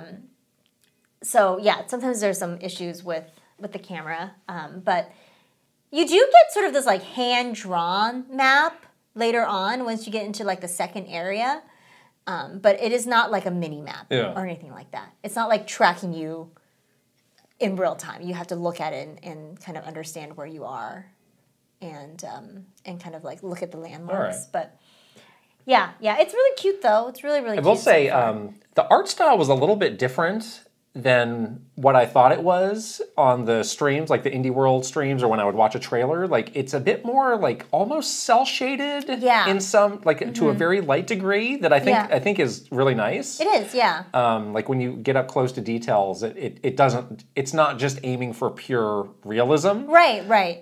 For sure. It has some stylization to it, which it is does, nice. Yeah. And I like how the animals are pretty detailed looking, but the people are not. Right. So it gives you the sense of like you really are, looking at it from like a cat's perspective. Right. So they do a lot. I mean, there's also other animals you meet in the game. You meet like a raccoon. You meet other cats. You meet like a pigeon, or I think it's a crow maybe. You meet like these cute little Shiba Inus. So they do a good job of like, giving you those details, but like the people are like faceless. Yeah. Which is kind of funny. That's out this week. Another one that's out this week is Animal Well, which we have been checking out. Yes. I have played very little of this game, I have to say. Yeah. I haven't played too much of it either. I don't know why, but I wasn't exactly sure what the exact genre of this game is from just the bits and pieces of trailers and stuff. Well, in the email that they sent over, it was like kind of setting that up of like, this is not any one traditional genre that you would expect. Exactly. So I was a little bit like just sort of curious and trying to figure out exactly what, I mean, there's definitely platforming. Yeah. I mean, I want to say like puzzle platformer. Puzzle platformer, yeah. But it's a bit more like exploration platformer. Yes. Exploration-based platforming is maybe how I would categorize it. Yeah. There's some challenging platforming sections though. And there's also a lot of like, can you find the path? Can you kind of read the environment to know what you're supposed to do next? Exactly. So I am a little bit worried that this maybe is not a good game for me based on all of that. Yeah. But I have been trying to just figure out like what is the essence of this game. Exactly. Me too. I have the same first impression where I'm like trying to truly understand like what am I supposed to be focusing on? Am I supposed to be focusing on solving these puzzles or exploring? The map is pretty big. Too. Oh, I'm sure it's huge. And it's just very like, it's a little bit hard for me to tell like where I am. Yeah. You also early on have no, like you will find enemies, like you cannot fight them. You basically can just run away. There's no like attack button or later, you don't jump on them. Like I did pick up firecrackers. I picked up some firecrackers, which seemed to like distract them or... Yeah, they poofed away, giving me time to... But I did not... I have like 3 of those total. You only have 3, yes. Yeah. Yes. So it seems, again, it is not about if you encounter an enemy, like dispatching them. It's more of like running away. Or like, how do you find a different path? Right. Yeah, there is some like, you know, challenging platforming bits where you're like raising a platform and you have to time it just right to get across after you have distracted the enemy. So there is some like very precise things that you're doing as well. The game is very cool looking. Yes, that's my main takeaway. It has a very really nice. like neon, luminescent. Yes, like you are kind of like underground. I think like in sort of a cave or something. You play as like a little blob, like a little jelly bean. It's cute. But there's like little cute details where like there's these like sort of luminescent vines. And like when you run underneath it, it sort of like brushes up against you. Everything is highly, it seems like interactive. Yeah, I really like that. Highly animated. Yes. And it just, I can't really think of another game that looks like this one does. Right, so right. It's really cool in that regard. Yeah. I haven't played too much of it either, but I was like, oh, this is very like cool looking, and I'm trying to figure out what kind of game it is, but it is fun. So far. The two games that I kept thinking of like, what does this remind me of? Cave Story is one. That's a good game. And then Fez for the kind of obtuse puzzle-solving exploration. Like I think this game probably has some real big brain moments. I think like so. Also, maybe also in a Fez. Like Fez is not a 2D platformer. Yeah. But in the style of Fez, where it's like my brain left my body and I solved this puzzle. Yeah. Kind of thing, which again makes me think it's really not for me. Some of the things seem like it will be hard later. Yeah. Like I might not be smart enough. I don't know. Right. Yeah. But that's cool. I mean, it is cool. It's always very cool. exciting when people do, come to conclusions about those games or discover something big about those games. Yeah. So, it is very cool. So I hope people don't take that the wrong way. Yeah. Because I am... we're dumb, so we're scared and dumb. I'm limited in the brain. Sorry. Another Crab's Treasure? Have you still been playing that? I have played a little bit more beyond what we streamed. Yeah. I got the sort of like the grappling hook item. You know how you were saying like I'm finding all these fishing hooks, but I don't know what to do with it. So you finally get the fishing string. Okay. So that basically opens up this whole new. And what can you do with that? There's like these fish hooks that are like hanging in the world, so you can use it to swing across. Oh, okay. You can also connect it to like little like netting and things like that. So it's really allowing you to climb a bit more, which is kind of cool. Like there's a lot of things that you have to do after you get that item that is all about like climbing up a tower or climbing to like a higher place that you couldn't get to before. So yeah, I started doing that. Like, I'm sort of on like the next phase of the mission. I've gone into the castle at this point to talk to the queen. So she's giving me another task to do. But I haven't played too much of it beyond that. But it is very like one of those things where you get new things and you kind of sort of become more powerful and and this continues to be very, very fun. Okay. And then the last one is Surmount, which we talked about last week and also included in that stream that we did as well. I had to take a little break from Surmount because, again, like this is a kind of a rock climbing exploration game. Yeah. And one of the big mechanics for climbing these surfaces is you spin around in a very like cartoonish ragdoll way. Yeah, I was having some trouble with that actually. Well, I think playing together was not a good way for you to start. Oh. Because it was hard for you to get a feel for it. But it was fun. You basically have to time it pretty precisely to let go to shoot your guy or character. Sometimes you're going pretty where you fast. want to go. And I found that mechanic, and I played the game for a couple hours at this point, works like 90% of the time. Yeah. I get to go where I want to go.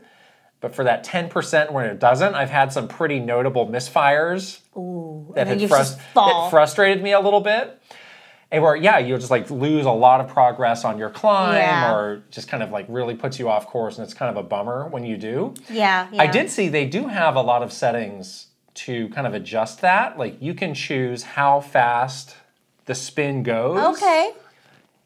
But even still, when you let go, you're really shooting off. Right. And there's another one where you don't have to spin the stick. You can just kind of point in a direction and it will spin. Right, you still have to time it.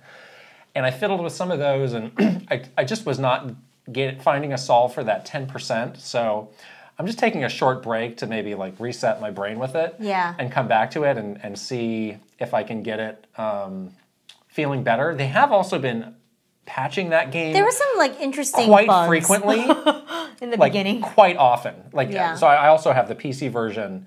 And like it's been feeling like almost daily there's been some sort of an update. So I'm like, maybe there's some tweaking of this that they're going to be doing. Maybe there is. I don't know. Yeah, maybe there is. Yeah, I don't know. So I'm just taking a short little break. Like I still really like the aesthetic, the vibe, the look.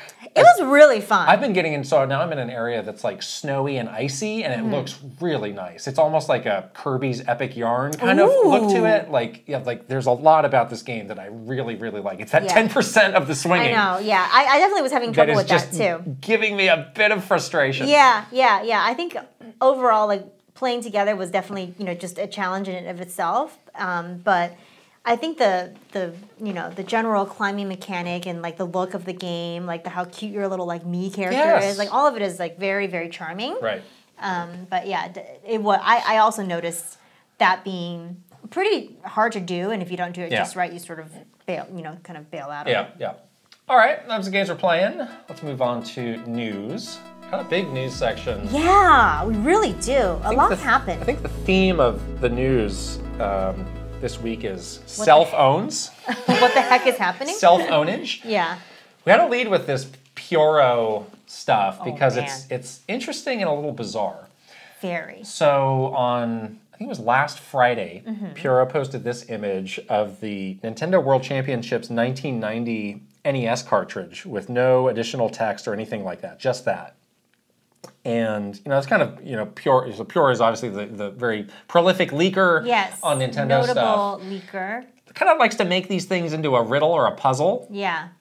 So people went to work on this, and people just like big brain. Well, pretty quickly there were people who were saying, well, it can't be just this. Like, what else could it be? And people started looking very closely at the words. At this stuff in the top right. SW1, SW2, SW3, SW4. And like, should that be Switch? Like, oh, well, if the original Switch is 1, and then the Switch Lite is Switch 2, and the Switch OLED is Switch 3, then surely Switch 4 is going to be announced imminently. Yeah. They went really, like, over the top with this. Right. So there was kind of a big cycle of people getting worked up Very over worked this. up, yes. Notably, we had nothing to say about this. We didn't have anything to say about this until the confirmation came. Right. So the following day, later, this page popped up on the ESRB site. Nintendo World Championships NES Edition was rated by the ESRB. Yeah. So this is obviously what Puro was talking about. Right. Notably, Nintendo has not announced anything about this game. And many days have passed, and there's still not even any sort of confirmation. We're into the following week. There has been no confirmation, and we know pretty well how the ESRB works and kind of what information Nintendo has from the ESRB. Yeah. Like, Nintendo is never blindsided by these postings going up. Exactly. They the always ESRB know is very clear about when this posting is going live. Very precisely, they know when these are going live. And that is communicated from the team that handles it to the communications team, which is our previous team. So it was like, you need to announce this game by this date or else they are going to leak it. Exactly. That is like... Oftentimes, for every single thing that comes out that has an ESRB rating, that is the process of how that's handled. So what happened here is kind of a communications miss, I would say. Yeah, so I mean, obviously there's this game that is coming, and in the description, the ESRB has a little description. It's obviously more than just the 1990s. So, I mean, the 1990 thing is what they actually used at the events, and it's very limited in content. You can even see it's like pretty short. Right. I mean, what they're describing sounds closer to like an NES remix kind of experience, which, on one hand you could say that that's a cool little addition. On the other hand, you could say that's absolute filler for a year in which there's not a lot going on. Well, it probably is filler. It could be a combination of the both. What do you think is going on here? I know we were talking about this. And I definitely think this was a mistake that they weren't able to announce this or control that announcement. Something really bizarre. A miss happened at Nintendo for sure internally about this, the way this was communicated. In terms of what I think this game is, I do think it's like a very similar to an NES remix. Maybe they were planning on doing something around it. In June or something like that, or you and I were talking about like potentially could there be like a live event? I was going to say, so do you think there is an actual Nintendo World Championships physical event coming that is kind of hooked into this somehow? I would not rule it out, honestly. I wouldn't either. Because it is quite fillery. It's great filler. It's great filler. We've worked on 2 of these events. I got to tell you, got to be the worst events I've ever worked on in my entire life. They are awful and not fun to work on. So good luck to the people that are going to be working on it because it's going to suck. And yeah, I can see that this being like some filler. Like I was thinking, like, is this maybe tied to like a Nintendo Live around PAX time? Maybe they're in Australia, the country that's actually doing it. Only in Australia, or something like that. Maybe they're going to add that as a thing to PAX. Because there could be some path where we are doing Nintendo World Championships. This is going to be the software you use to qualify that could be at the physical events. That's kind of a neat thing. Where it's like buy this, play it up, become an expert, then go to the qualifier, go wherever and actually qualify to become a part of that. Yeah, and they've done that before. They've done these sort of qualifier events before with games that you basically kind of play on your own and then go to a qualifier event. I don't know why they would use the Nintendo World Championships branding out of the blue. If there's no event. Without actually having an event. I mean, some people know about that, but it is known for being a physical event. And all the other times they've brought it back or have done it for the first time was a physical event. Right. Because if they wanted to just have like some sort of, mashup of games, they could have used the NES Remix brand. That brand also exists. So... yeah, it's got to be connected to some physical or I don't know, maybe it's an online tournament. Who knows these days? So I don't know. I mean, there's a lot of scenarios of what this could be, but this is just, again, from our perspective of having worked there, there's a lot of weird stuff at play right now. There's a lot of weird stuff. There's a lot of miscommunication. Somebody messed up, for sure, on this one. Somebody messed up. And then it leaked also. So in all respects, like, it was messed up. So, I don't know. Messed up. That's cell phone number 1. Next story is not a cell phone. A confirmation, Super Nintendo World Orlando is opening in 2025. Yes, it's a whole Epic Universe thing. I still don't have a clue what Universal Epic Universe is or what that differentiates. I think it's just like a new park for them. Physically different from the Universal Studios that exist? I believe yes. Really? Yes. Okay. I remain confused, but that's fine.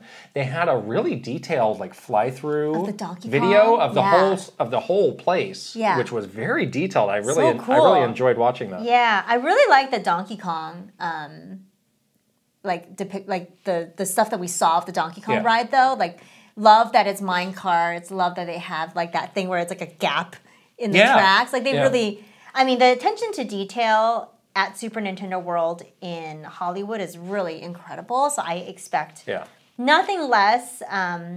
Obviously, they have a lot more space in Orlando so they did have the Yoshi ride. Yeah, your beloved Yoshi ride is there. The baby ride, which is my kind of ride. Are you going to be scared of the Donkey Kong ride, do you think?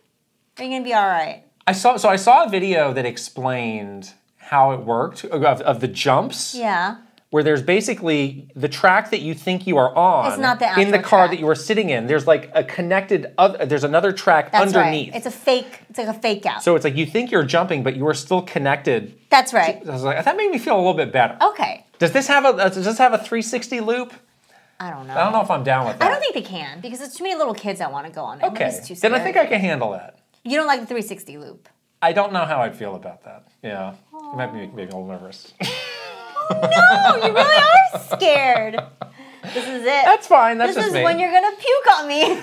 I mean, I did think that the Donkey Kong area looked cool, but again, seeing that it's kind of like as big as the Mario section, I was like, I hope people go to this. I don't know. I don't know. You some work on Donkey Kong. It's not Mario. I mean, there is some work to be done with Donkey Kong to really hype that up. I mean, I'm hyped. The IP, not just that space, like in general. Yes. Like there is work to be done. Like obviously the Mario side is great. And people know it. People want to go see that. The Donkey Kong side, like, well, maybe take a lap and leave. I was just a little worried. That's true. Yeah. A little bit worried. Like, out of everybody, who has like a deep love for, like that entire see franchise. some kid like walk like, Daddy, what's this? Yeah. Like, I want to leave. What's a cranky cone? Yeah, exactly. Because they just don't know. Yeah, they didn't grow up with it. Right. So they might not know. Yeah. I don't know. Do you, I mean, a lot of people were pointing out, again, just the size is so much bigger than in Hollywood. Yeah, of course. I still don't, I mean, I thought the Hollywood Park is great. Well, I think, again, like, we were lucky because we were there, we planned really well, but when there's, like... It got congested I was going to say, that was not congested, really. Oh, no, it felt congested to you, but, like, I have heard and I've seen... real congestion in there, and it's like. Well, does this actually help that, or does this just help them cram in more people so they can achieve maximum congestion? I don't know. It is tough because that is the nature of theme parks. Yeah. Like it's going to be crowded with people because that's what it is. But. I mean, my takeaway one is you are limited in space. Like you do not have the space to put in the Donkey Kong area. I mean, my takeaway was yes, it's bigger. Yes, that's nice, but I was not like, oh, this blows the Hollywood Park out of the water. Like I still think the Hollywood Park is a very good translation of the vision, minus the Yoshi ride and the Donkey Kong area. Right, they will not be getting that. Yeah, unless they like tear down another ride or something like that. Yeah, but yeah. No, I agree. I do wonder like what the future of it is after Donkey Kong though. Like, are they continuing to think about expansion with other franchises? Like, what are they going to do after that? Like, this really does feel like almost similar to like what we don't know what's happening with Nintendo after like June of this year. It almost feels like after the Donkey Kong ride area opens up, like what happens to the vision for Super Nintendo World? Like, what happens next? Smash cut to Aonuma in a hard hat. Oh. With the Triforce behind him? I'm looking, this does not say, this just says 2025. It does not say when. Yeah. So that's still, could potentially be like a year and a half away. So these things just move slowly. I mean, you got to build a physical thing. So it's going to be hard. And we already know that the one in Japan has been delayed to the end of the year. So they must have been going through some just general delays overall. Yeah. All right, let's move on to our next cell phone. This is a big one. At first, I was like, we don't need to put this in the news. But then it kept going and kept getting bigger and crazier. Yeah. And then it kind of resolved itself. Well, there was a resolution. We'll see how satisfying it is. So this is the Sony Helldivers 2 stuff. Oh, man. So just to summarize what this was, this has been going on for days now. Yeah. Every day there's been some sort of a new update. So they are, or Sony wanted to implement a change where you had to sign in to a PSN account. Yeah, if you're playing the game on PC. On PC to play Helldivers 2.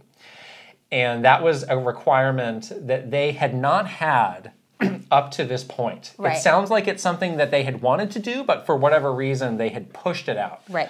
So they put out this news saying, hey, in the future, you're going to have to do this. And people got mad, and there was also this kind of really crazy domino effect of other things that happened. So one of the biggest things is there are a lot of countries where PSN accounts are not a thing. Right.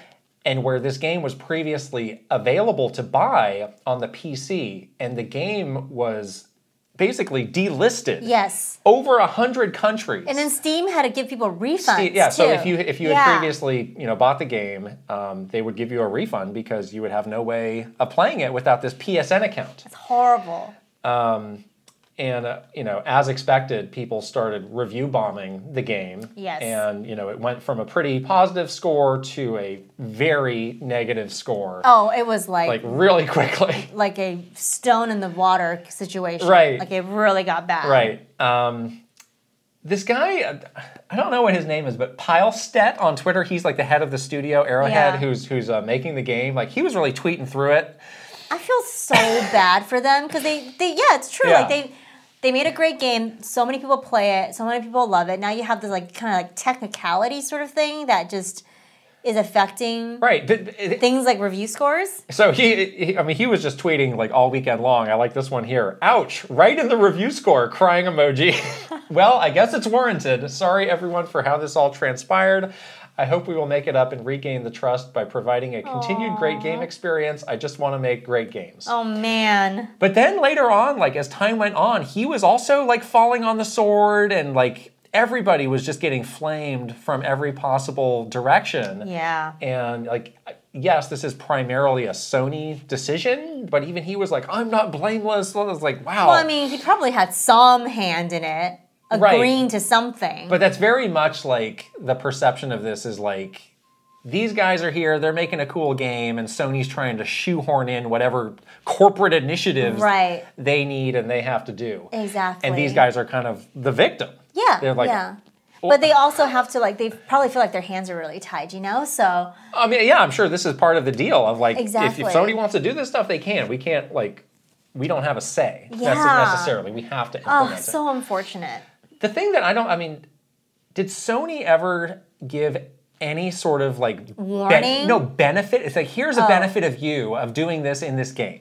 Was that, or is it just like, just do it or we're going to take the game away? I don't think they did. Like, I don't know why, like, give them some bonus, give some currency, some little PSN hat that you can wear, a cape. Like some kind of... You can be Captain PSN. Like, that seems like a really basic thing of, like, if you want somebody to do something that's going to require effort, like, give them a reason to want to feel good about doing it versus, like, this other step. And I've seen people saying, what's the big deal? It takes 2 minutes to make a PSN account. Yeah. Do it and stop whining. Right. Which on one hand, technically true, but I think this is like a fundamental misread of like the PC community and the PC market. Yeah. Where we're primarily console players. Yeah. There's things that attract us to console games. PC players have things that attract them to PC games. Yeah. And this sort of thing ain't it. Yeah, this is the thing that it's just like not attract them to console games. Now I feel like I'm playing a console game. You're trying to turn this into a console game. Yeah. And I think like PC players like this sense of like, oh, we're off the grid. Like this is the Wild West. Like we're gonna mod these games. We're gonna do whatever. We're gonna tinker around. Right. We're gonna tinker around. Yeah. Like we're in the Wild West. Like we can do what we want. We don't have to worry about Daddy Sony trying to wag its finger at us. Yeah, or like kind of be like Big Brother watchdog. Right. Right. And like a lot of people did also point out like, hey, how many times has PSN been hacked? And like people brought up a lot of valid concerns about that. Yeah. And it's just like, I mean, anytime these companies are like, think about, EA sometimes will make you create your EA accounts. It's like, I've already got the one account on whatever platform I'm on. This is annoying. Well, they do that a lot. Ubisoft does that thing too. Lot of, and there's never any good reason to do it. Right. They want your data. That's what it is. But give people a reason. Like, when are they going to get this through their heads? They're not going to. They don't. Well, hopefully they do now because they got absolutely trounced. Yeah, they did. They did have a statement. So Sunday night, they put out a statement, basically flip-flopping. I'll read it. Helldivers fans, we've heard your feedback on the Helldivers 2 account linking update, the May 6th update, which would have required Steam and PlayStation Network account linking for new players and for current players beginning May 30th will not be moving forward. We're still learning what is best for PC players, and your feedback has been invaluable. Thanks again for your continued support of Helldivers 2, and we'll keep you updated on future plans. So they basically 180'd on this. They completely flip-flopped on this. Yeah. Yeah. I don't love the part that's we're still learning what's best for PC players. Like, shouldn't you know by now? I don't like that. It's like, you're a huge company.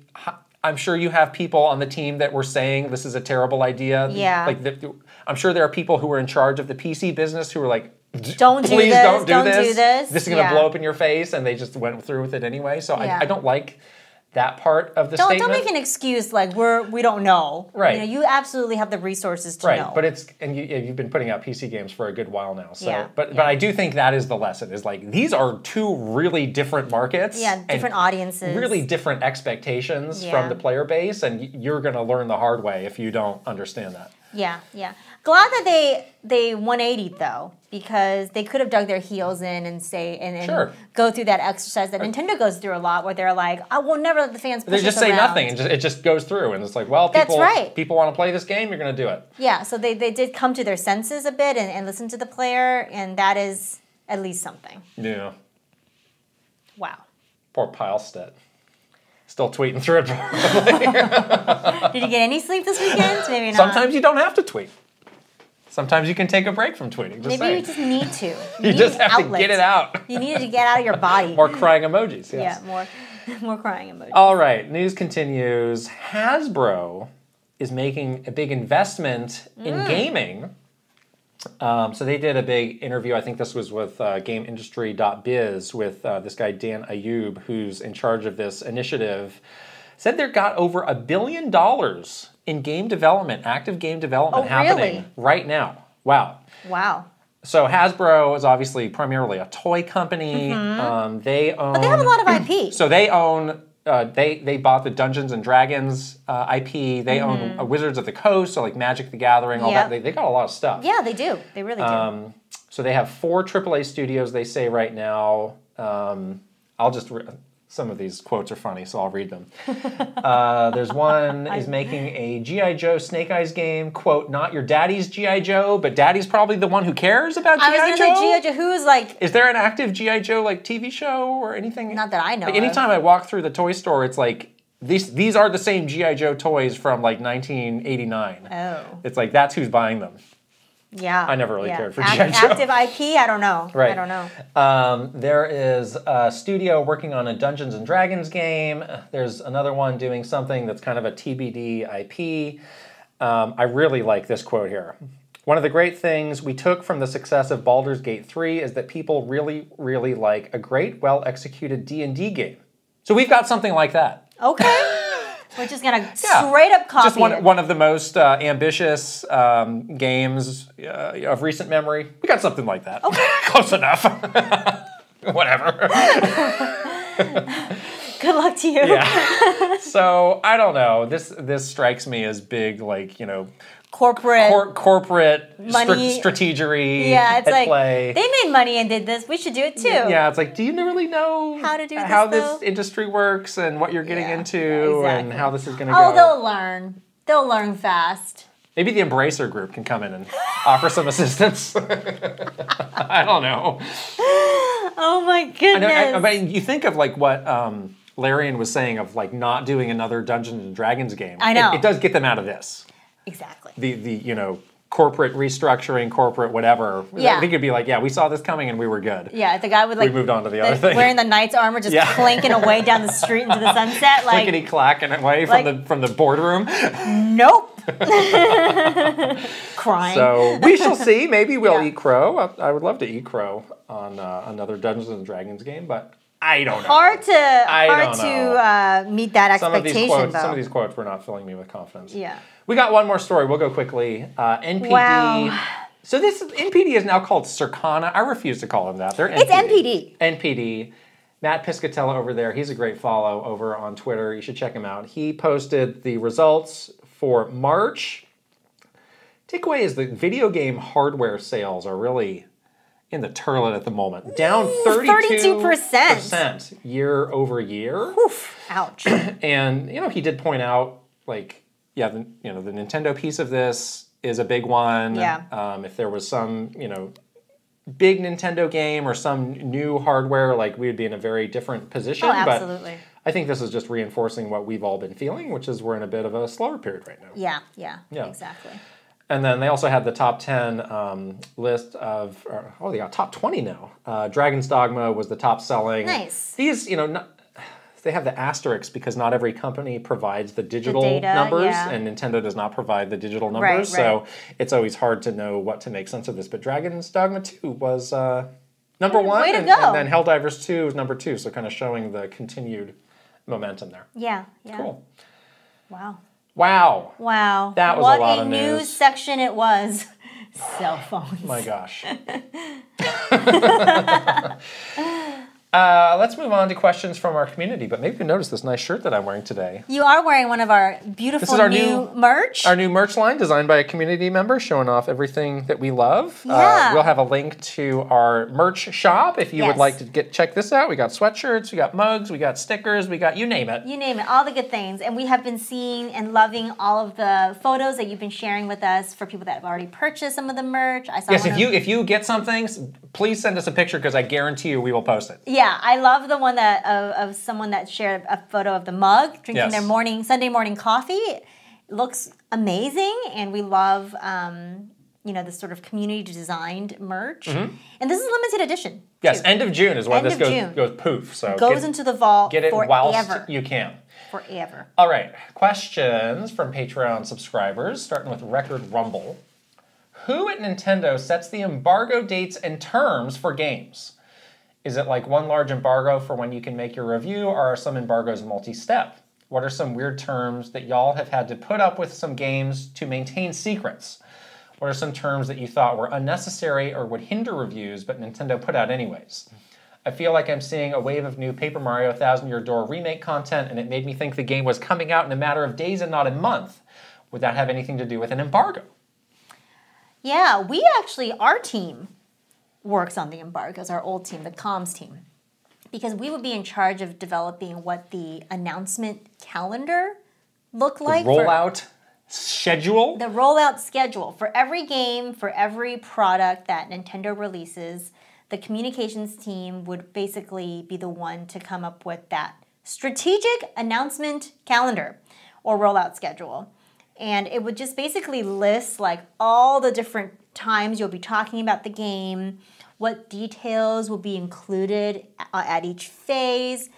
This is a global schedule as well, so everybody around all the different regions has to agree that you're revealing these, game information at this specific time. It's not as complicated as you think it is. It is a lot of work to do it and get people on board, but you basically get this like huge document from the dev team that's like, here are all the things in the game that you have to work with. Sometimes you get from the dev team too, they're like, we like these things, and we think these things are important to highlight. Yeah, that's what could sometimes complicate things. Right. Is if the dev team had a strong point of view. Yeah. Where they're like, we think this needs to get revealed on this date. Yeah. And it's like, okay. Does it though? Yeah. Like it's always good to get input from the dev team, but like they are not marketing experts. Yeah. But sometimes they wanted to be such. Right. So sometimes you would have to talk them off a ledge or talk them into something else that was a little bit different. Right. Which could make things a bit more complex. Yeah. Sometimes the dev team can be like in the weeds too, where they're like, they love this like teeny tiny little detail, but you really need to communicate like bigger things about the game to get like a general audience or someone that's not like in the weeds with you to really understand what makes this game special and unique. And that's a lot of the conversations that our team would be having with the dev team.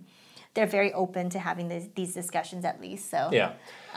Yeah. As far as some things where it was over the top, I think we talked about it in a very early episode about Kid Icarus Uprising. That was a tough one. That was one where we were sent like a spreadsheet of all the items in the game, and like if you remember that game, there's like dozens and dozens of items. Yeah. And just kind of at random, it felt to us, it was like these ones are okay to talk about, and these ones aren't. Right.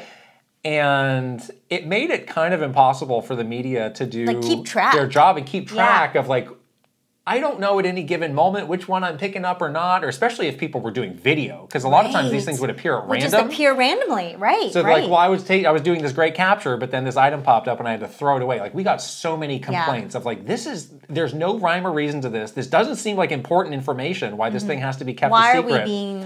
Why are you making us do this? Yeah, and it was a very complicated, like multi-page document. Right. That was it was like set up for people to fail. Almost. Totally.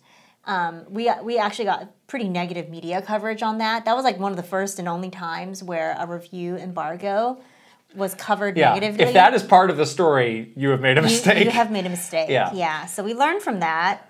Learned to stand up to the dev team a little bit more in situations like this. But I remember that one's like pretty rough. Yeah. And now that we're doing this, and we are on the receiving end of games and embargoes, like we get to see what other people do with them, and the Nintendo ones are definitely much more complex. Yeah.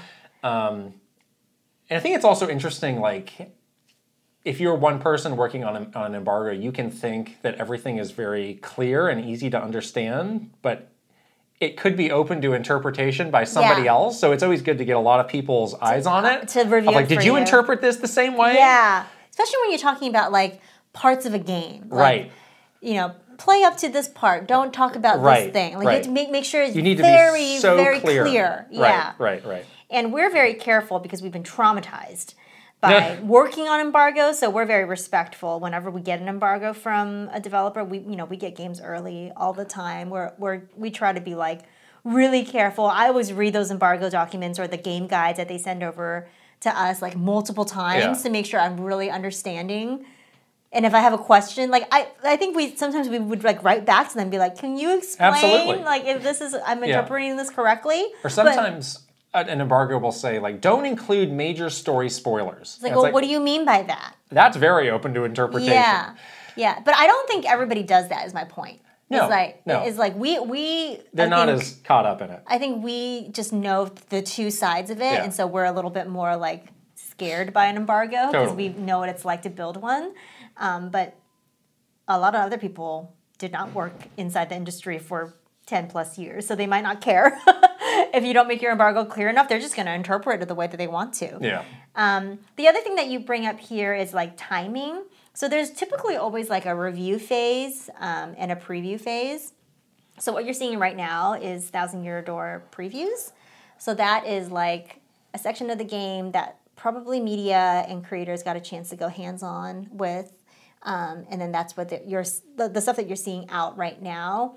Those overview trailers and stuff. You can align the overview trailer with when that coverage comes out to make it feel big. Yeah, that's why it feels like something is like news is out there right now because they just did the preview phase. And usually the review phase is like really close to launch. So you'll see like review scores come out like, typically like 3 to 4 days before a game comes out.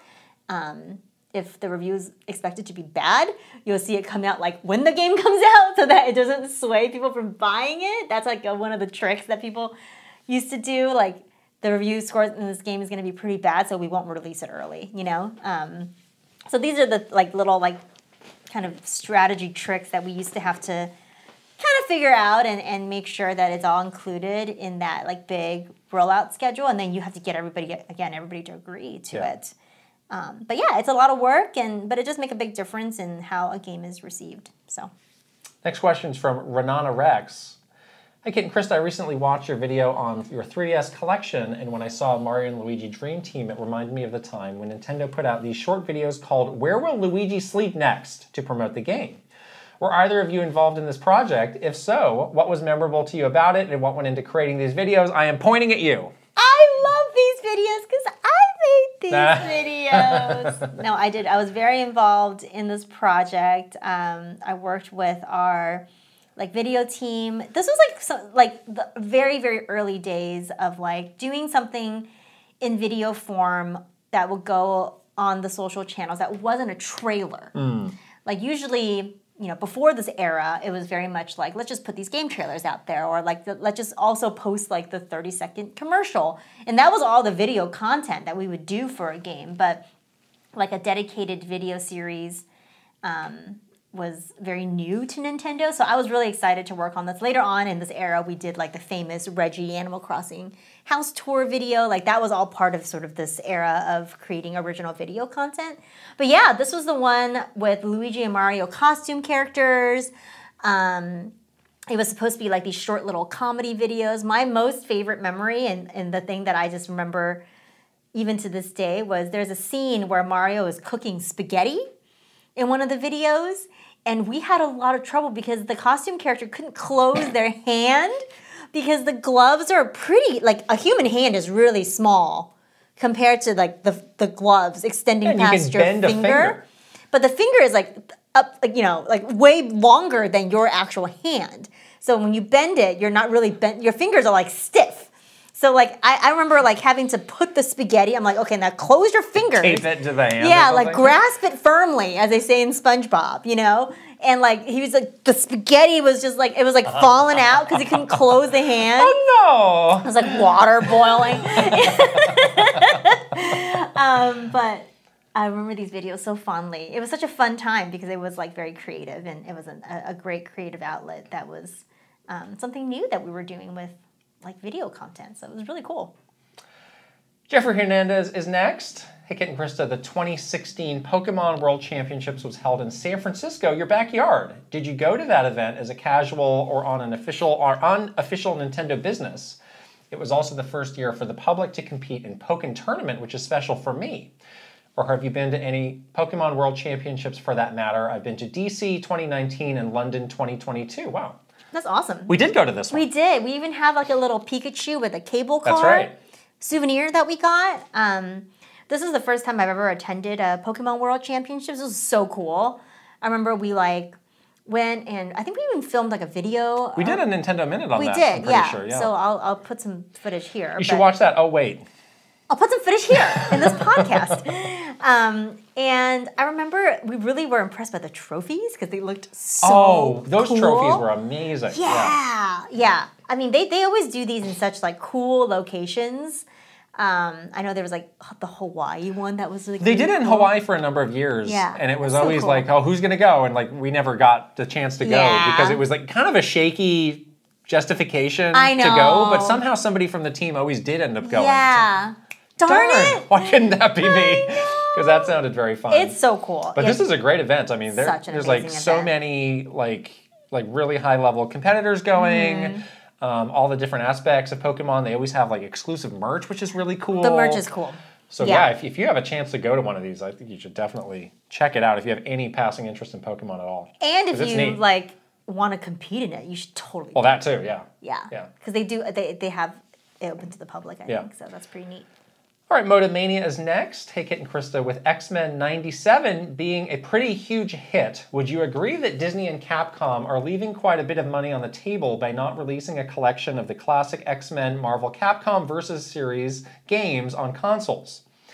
No spoilers from me, but the series has exceeded my expectations. I'm sure I'm not the only one that would love to officially replay those Capcom fighters with quality CRT filters without having to buy one of those pricey 1-Up cabinets.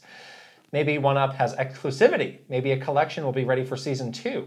Help us manifest this into reality. Thanks. Oh my gosh, you're so right. I would love to see some sort of extension to X-Men 97 because I think you and I both are really loving the show. And even today you brought in like an X-Men art book because we're both like, let's read some more comics because we've been like getting reacclimated with all the characters and storylines from the show. So yeah, they have such an opportunity to like expand the universe. If not the Capcom, fighters game, like give us the GameCube X-Men, Sure. Legends game. There are a lot of older X-Men games out there. Like aside from what they're doing with Insomniac, I really don't know what the Marvel game strategy is. Yeah.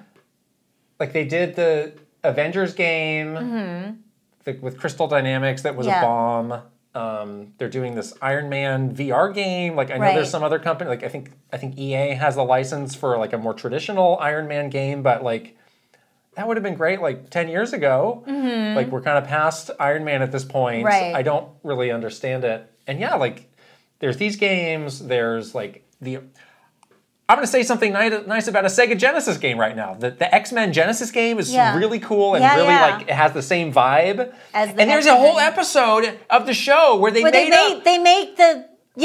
whole game that's kind of like based on that. I know. It was really cool. That was a good episode. So you'd think they could keep pulling the nostalgia of like re-releasing some of those games. Yeah.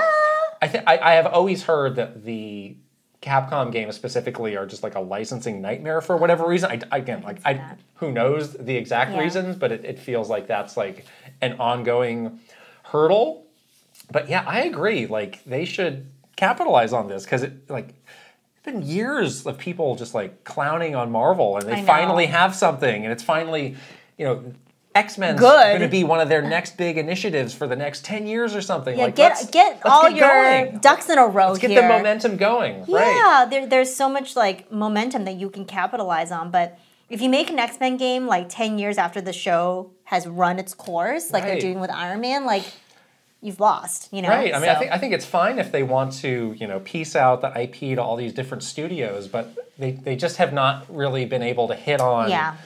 Like timing something with something kind of as it's happening, or even just like the general like level of quality has been very, all over the place. Kind of like up and down. And obviously the Insomniac stuff is great, but they're like a one-of-a-kind studio, so of course it is. But they can't, at the speed of which you need something to come out, like you can't expect them to do everything. Right, right. Yeah. And those games are just like, you know, huge moments on their own. But as far as like from their perspective, I'm sure they're like, how do we boost everything, you know, that we're doing in Marvel, you know, media properties? And I don't think they've done They're not doing a good job of that. Last question's from Riven. So you've both mentioned that you were constantly involved in a ton of meetings at Nintendo. I have 2 questions about that. Roughly how many of these meetings were really necessary and genuinely valuable? Of the meetings you attended, roughly how many would you say that your presence specifically was truly required and beneficial? I feel like many meetings are either unnecessary or overly bloated with people who don't particularly need to be there, but maybe that's just where I work.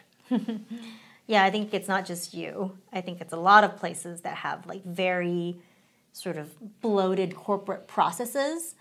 I would say out of all the meetings that we kind of talked through during the day, maybe like 1 or... I'm going to say 25%. Yeah, I would say sub 20% and below. To an answer of both of these questions. Yeah.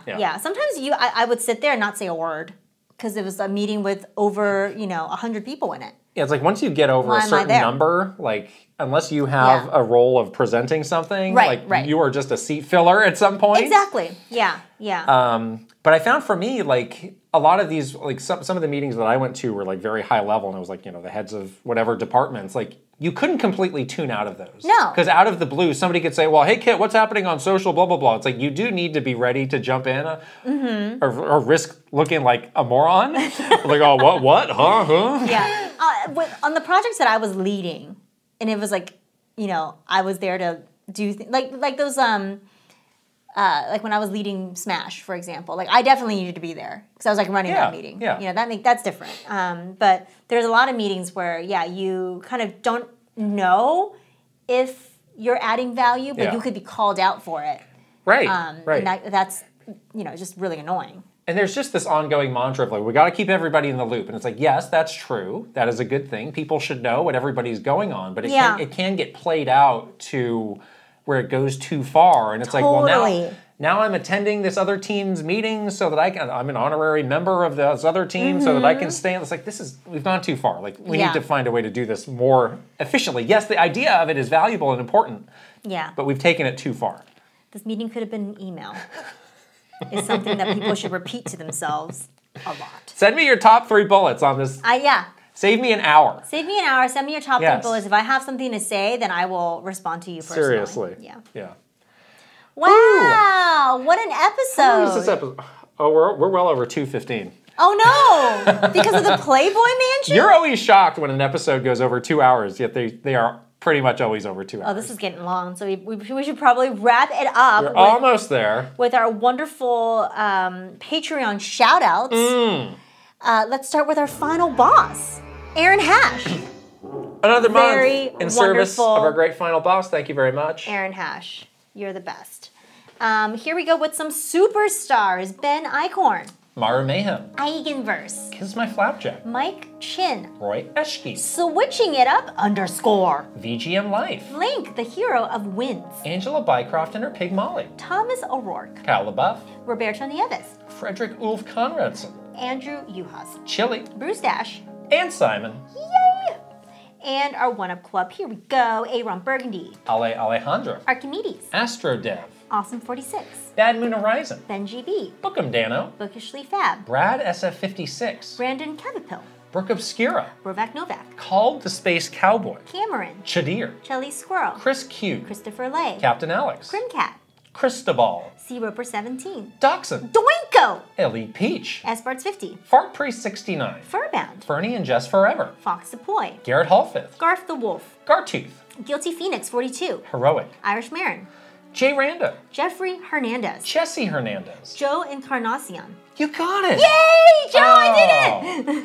Jonathan Rowe. Jordan Collette. Jordan Hemmerly. Joshua Clements. Juji Fruit. Justin Leminger. Kawa2796. Keith Kwan. Kevin Delane. Kilo Kibo. Kristarati Elf. Christopia Party With Me. Kyle Gamer Berry Rookie. Kyle Kretzer. Lazy Cat for Coffee. Lex. Lit. Macho Potato. Mad Dog 5981. Magnificent Easy G plus Callie Marie. Marky Man 64. Mario Man 392. Mecha Dragon 101. Megan. Michael Craven. Mikey. Mr. Ryan 07. Motomania. Mr. Andy Pong. Mr. Beans and Dip. MSM Poke Gamer. My Tran. Nasir. Nathan Burkhart. Niaf E. Ninja 11. Panda Bones. Pangy. Palsy Pace. Paul Gale Network. Prime Factor. Prince Charmless. Reaver. Raintech. Record Rumble. Riot 1. Rob Osborne. Rocks. Rianetta. Sakura Sky. Sharif Jackson. Shinru. Schmiggles. Slowbro. Snazzle. Spicy Munchkin. Steel Citrone. Tales of Link. Tay 120 N64. Teal Fox 64. The Keggers. The Shark Among Men. Thomas Alvarez. Three Rivers. Timmy V. Topher Schmofer. Torcheeks. Totally Joette. Travis Torline. Trajowie. Tugs Puppy Bear. Tuscoob.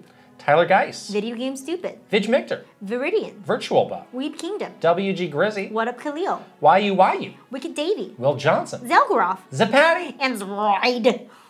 That was a clean one. 2:15 and we're still clean. Joe Encarnacion learning that if you just give you a solid month, you can pronounce a name. I can do it, Joe. I swear I can do it. Don't change your name. Okay. We got to the end of the month. I was like, I hope we don't see the last of Joe because of this. Oh, no. Joe, I'm so sorry. If you'd like to support us, we are very grateful to our wonderful Patreon subscribers for keeping this podcast going. We're at patreon.com/Kit and Krysta. If you're watching on video, you can go ahead and subscribe to this YouTube channel, give this video a thumbs up, and also leave us a comment. And if you're listening on audio, you can also subscribe, give a 5-star rating, and leave a written review if you please. And we're on the socials. We're on Twitter, Instagram, TikTok, Facebook, YouTube, and Threads. All right. Let's go play some Shrek 2. Here we go.